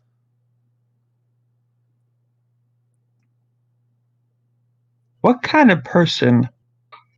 What kind of guy looks at the big hulking guy with the great axe, like this weak 1% piece of shit with like this probably couldn't barely lift his own clothes. Think, oh, I'm gonna teach this guy a lesson. Okay. I try to step in and like calm people down before people get hurt. And then Dylan ends up getting hurt. So you like step out and go like you go, okay, hold on a second, and the guy swings, and the big man just kind of simply like does like this quick like sleight of hand movement where he puts the quill in between his fingers, and like just uses with his hand like almost like a brick wall to the guy's fist. Just it collides but barely moves him, and he slowly moves his eyes to look at the guy, and the guy the commoner pulls back his hand and just shakes it. Ow, jeez, what are you made of? Are you even human? And the guy just flurls back the feather and looks he does a couple of more flicks, and then he does a few quick more swift curves and movements, and then tears off the page, and he hands it to the girl, in which the guy takes it from his hand and looks at it and goes, And it's just furious. You were drawing my daughter! Wow. You... I'm going to cry. This is Is amazing. there anything else you want to do, Dylan? Yeah, I'm just, sir, calm down. There's like 20 reasons here why you need to calm down. Calm down! This man is staring at my young daughter like she's some...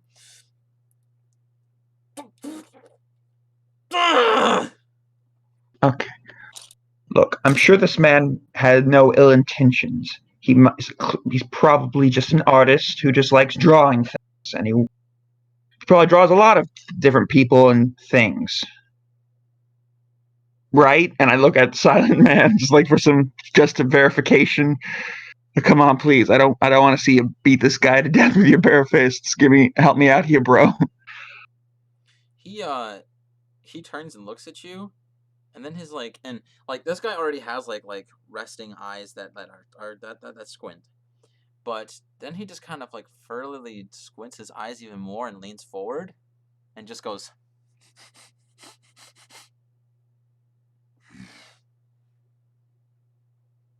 I'm gonna cry.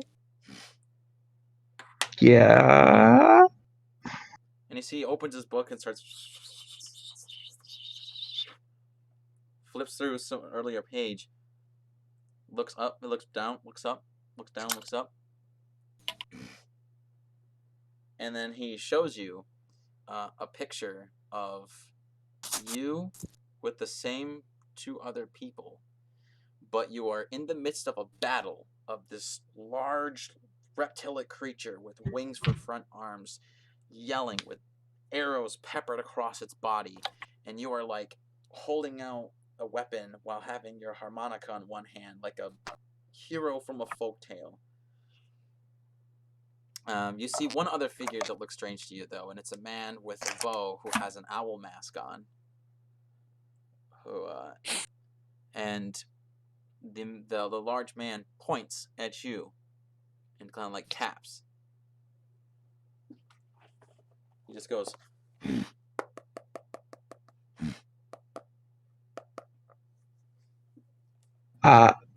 Yeah, that's me. When did you draw this? Have we met before? He shakes his head, yes. And then he points at his signature, and it says Davion Davius. Davion. Can I buy you a drink? Excuse me? This man was perverting on my daughter, was just staring at her. Sir, the only person who's sexualizing your daughter right now is you, by assuming that any grown man is doing that with her. Now, I suggest you go about your business, because, in fact, it is not illegal to draw a person. Plus, I like the way that he makes me look in this. I think he did a good job. Trust me, this man. I have to think about it. And he like rips it up and tosses it on the ground. And you hear that as he like tears it, Davion's shoulders kind of get scrunched up more. Just Yeah, let's see that his hands ball up into fists, and they start shaking. He takes a deep breath in.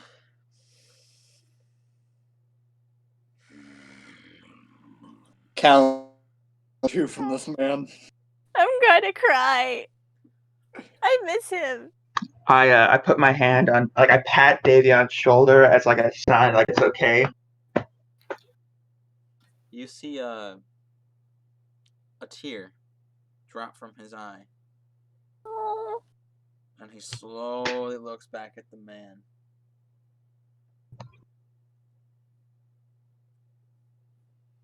He approaches up to him, and the guy looks back and looks up. And at this point, just looking at his body language in his face, this is where the man starts to fear Davion. And he goes, and he says, "Listen, if you were a father of a young lady like this, I'm sure you would feel suspicious about some strange man staring at his daughter and drawing her. you would feel the same way. Suspicion is one thing, sir. I wouldn't immediately start throwing out accusations.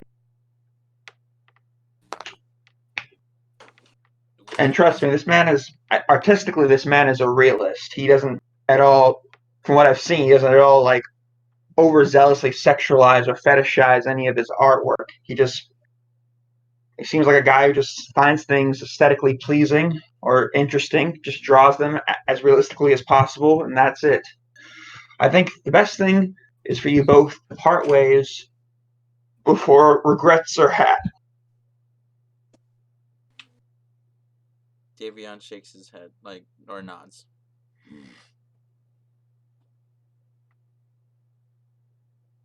And he holds his hand out to the man. And the man just kind of stares at it. And they shake hands. Alright. I just don't want you anywhere near my daughter again, or I shall bring the guards into this. I would feel. Dylan looks at the Davion again, and he's like, thinks to. He doesn't say it out loud, but he's really sorry for those guards. Davion will then turn back to look at Dylan, and will just kind of take his hand and kind of gesture forward, as if to tell you lead the way.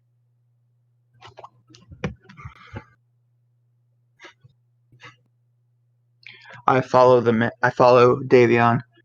Oh no, he's telling you to lead the way.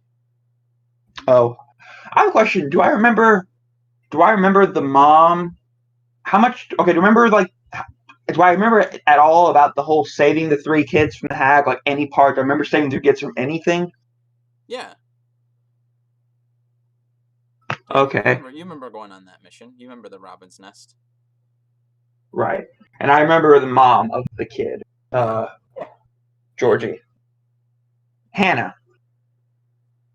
That's her name, right? Mm-hmm. Okay. I'm taking her to that Georgie! Oh God! Did they erase Hannah and Georgie's memory of Leon? No! Is that where you're taking them? Or taking him? Yeah, take her to that tavern. Okay. You enter. It's empty. is You dying. see Hannah, from what you remember.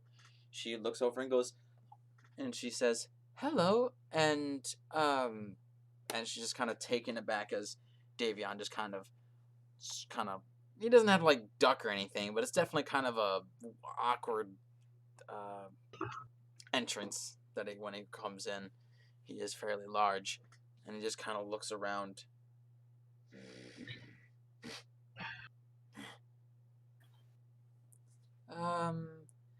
Hello, welcome to the Robin's Nest. Today what we have on our lunch items is we have some lamb chops with some mushroom gravy and a side of applesauce. Does she look okay? Please tell me she looks alright. I'm like, yeah. I look at Davion and I'm like, are you hungry or do you just want? He looks down at his stomach and he nods. Yeah. Tell you what, Hannah. Let's just start us off with two pints and 2 of the daily specials.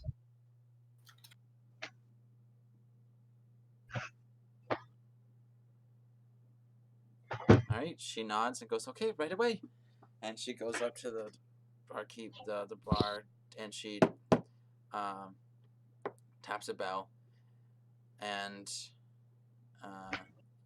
she places in your order, and what you hear, the very rude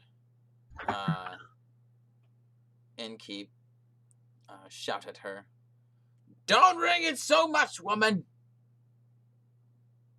You'll break it, and then you'll pay for it." Oh, maybe Davion will kill this guy for us. Yeah. Yeah. Who's Yeah. gonna arrest Davion? Yeah. Fools, that's who. Fools, only fools. Yeah. Does As she Hannah's look like, alright? so Hannah recognizes me. Yes. But she's not asking. I asked Hannah, like, so how's Georgie been holding up these past few weeks? Haven't seen him in a while. Oh, he's been doing all right. He's still taken aback by the troubles that he's of his nightmares, of that horrible thing that had kidnapped him. But he thinks of the world of you. Right. That's Well, fun. Just hit my heart like that. That's a cool DM. Thanks. well, I'm glad to hear he's doing okay. Of course, can't take all the credit for it. I had help.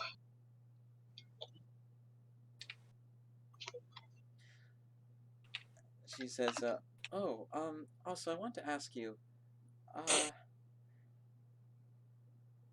how is Mike doing? Wow. Mike, honestly, I don't know, it's weird. I mean, I hanged out with like Mike, Renee, and Trevor a lot. Like we went on all so many adventures. I don't know. I don't feel like we have a connection, and it's weird because I'm really good at making connections. Heck, I made a connection with you and George, and I really like treasure that. It just, I don't know. I guess I don't have that with Mike and the others. But as far as I know, Mike's doing okay. I'll check in on him next time when I get back to campus, and I'll let you know next time I come back. Okay, just I'm gonna cry. tell him that I've thought about it for a while, and I think I'll take him up on his offer.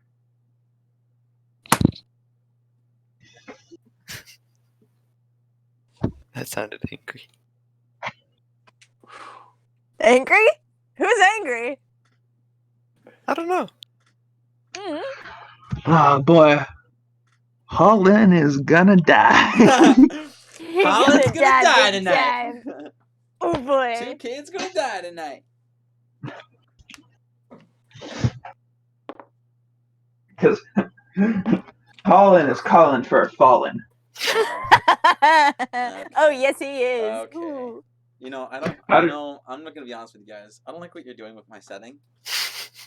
I don't like what you're doing with your setting. Retribution. Anyway, as I'm waiting for like the food drinks, I look at Davey. I'm like, look, I'm really sorry. I'm usually very good with faces and names, and I don't know how I could forget you, but obviously you know who I am.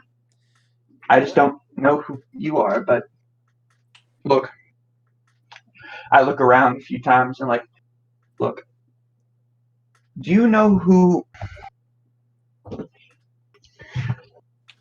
that drawing you have? It shows me fighting some creature. Do I recognize the creature in the Mm, no. Okay. That drawing me and those other people. I was about a week or two ago. I was going through some of my stuff that I usually keep hidden, like my rough drafts and things I'm working on. They don't want people to steal. And I saw a drawing, and I pull out the drawing, and I saw this, and it shows me and these two people, and I've never seen these people before. But I wrote down, but it's my drawing, it's my signature, and I marked it family, and I don't know at all who these two people are. I thought I don't know. I guess I've been looking to see if maybe I recognize the people around town, but I didn't see anyone. And then you show up and you know me. You show me that picture and has those two people too, and another person who isn't in my picture, to be honest, with the owl mask. And I don't know. I feel like I'm missing something. While you're talking, like when you immediately right when you stop talking to Hannah and you brought your attention to Davion, he's giving you this look like, what the hell is wrong with this guy? Like he's just looking at you very skeptically, and when you show him the picture, he just looks at it, and then eventually he starts to think. And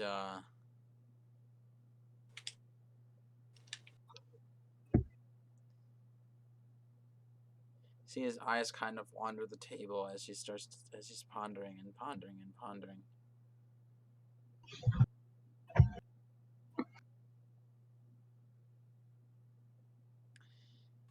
What? Sorry, I'm just thinking.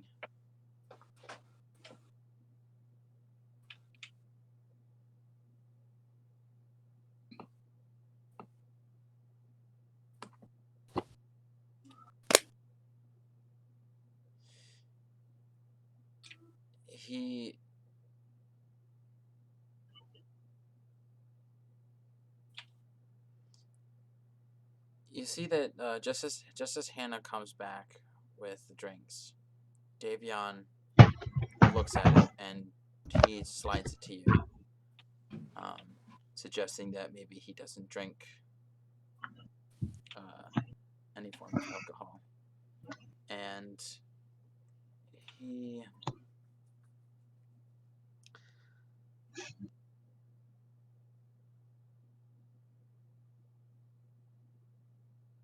he seems very confused about what the heck is going on until eventually he stands up.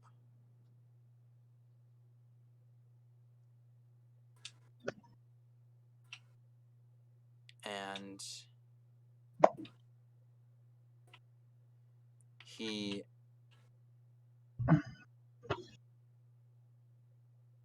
bends kind of like bends down as if to he looks around and he puts his large hands on the table and leans forward.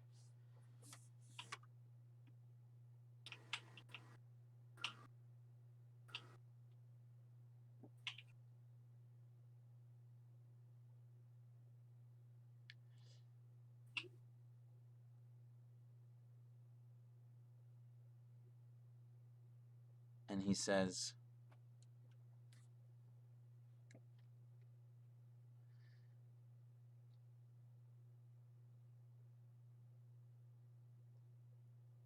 "Everything that you know."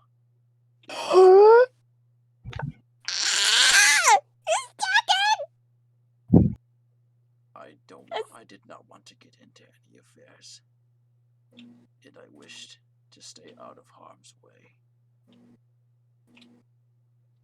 But this sounds like the work of elves. And if there's anything, there's nothing that I hate more than when something controls someone from their free will. I'm going to go find the ones responsible for this.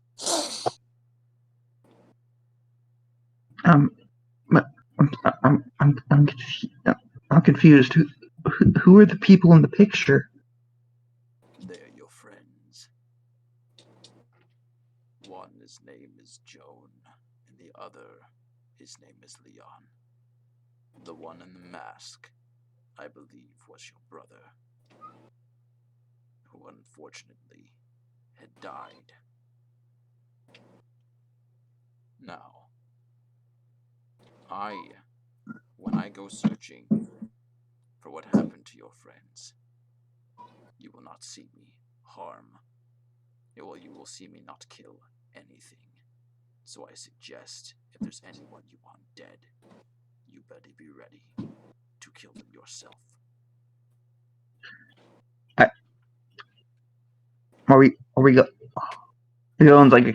Dylan's like having this whole like his mind's been kind of broken, and he's like, wait, especially like the whole my brother being dead, and also these two friends of his that he doesn't remember, and he looks really close. He's like, is there any way to get my memories back? I do not know, but perhaps if we find the people who did this to you, they will know of a way.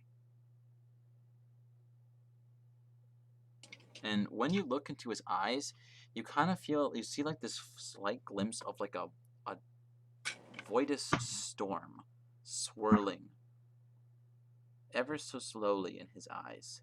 And you almost get completely lost in them. And you also swear you can hear in the back of your mind the scream of thousands of people in agony as you stare into his eyes. And this very faint noise of like a gust of wind constantly blowing, nearly washing out the screams completely. He then shuts his eyes and squints them and steps back and he says, I'm going whether if you do or not. You may pack up your things and say goodbye to the people you wish to say goodbye to. For you may never see them again.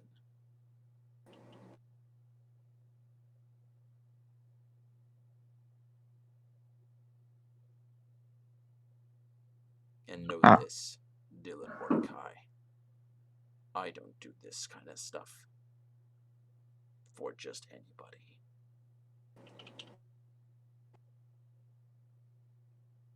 Dylan thinks for a long time, looks down his plate, and I look back up at him, and I'm like, when do we leave?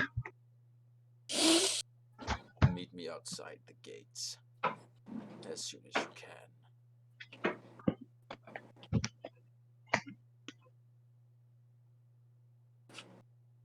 Dude, Hollan is gonna get messed up.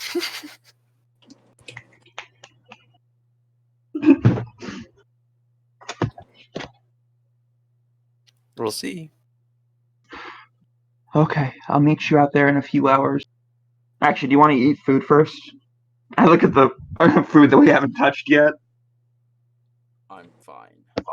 Enjoy yourself. Yeah, good luck with that after then- dropping the bomb on him. He takes a couple steps away, and then he goes, "Oh yes, and Dylan." Yes, Davion? I don't want you mentioning that I speak. I'd much rather I don't talk. I understand, but just so you know, you have a very nice voice.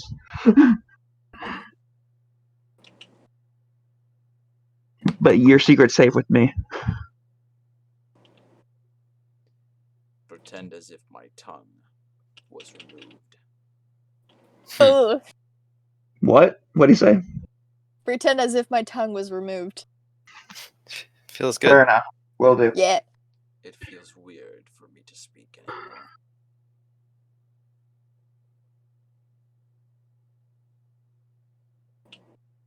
And then he walks out. That is where we're going to end tonight's session. Oof. I leave with a lot of feelings, not all of them good. Most of them murderous, and I am going to lie. Davion joins the party. Woo! Bedtime!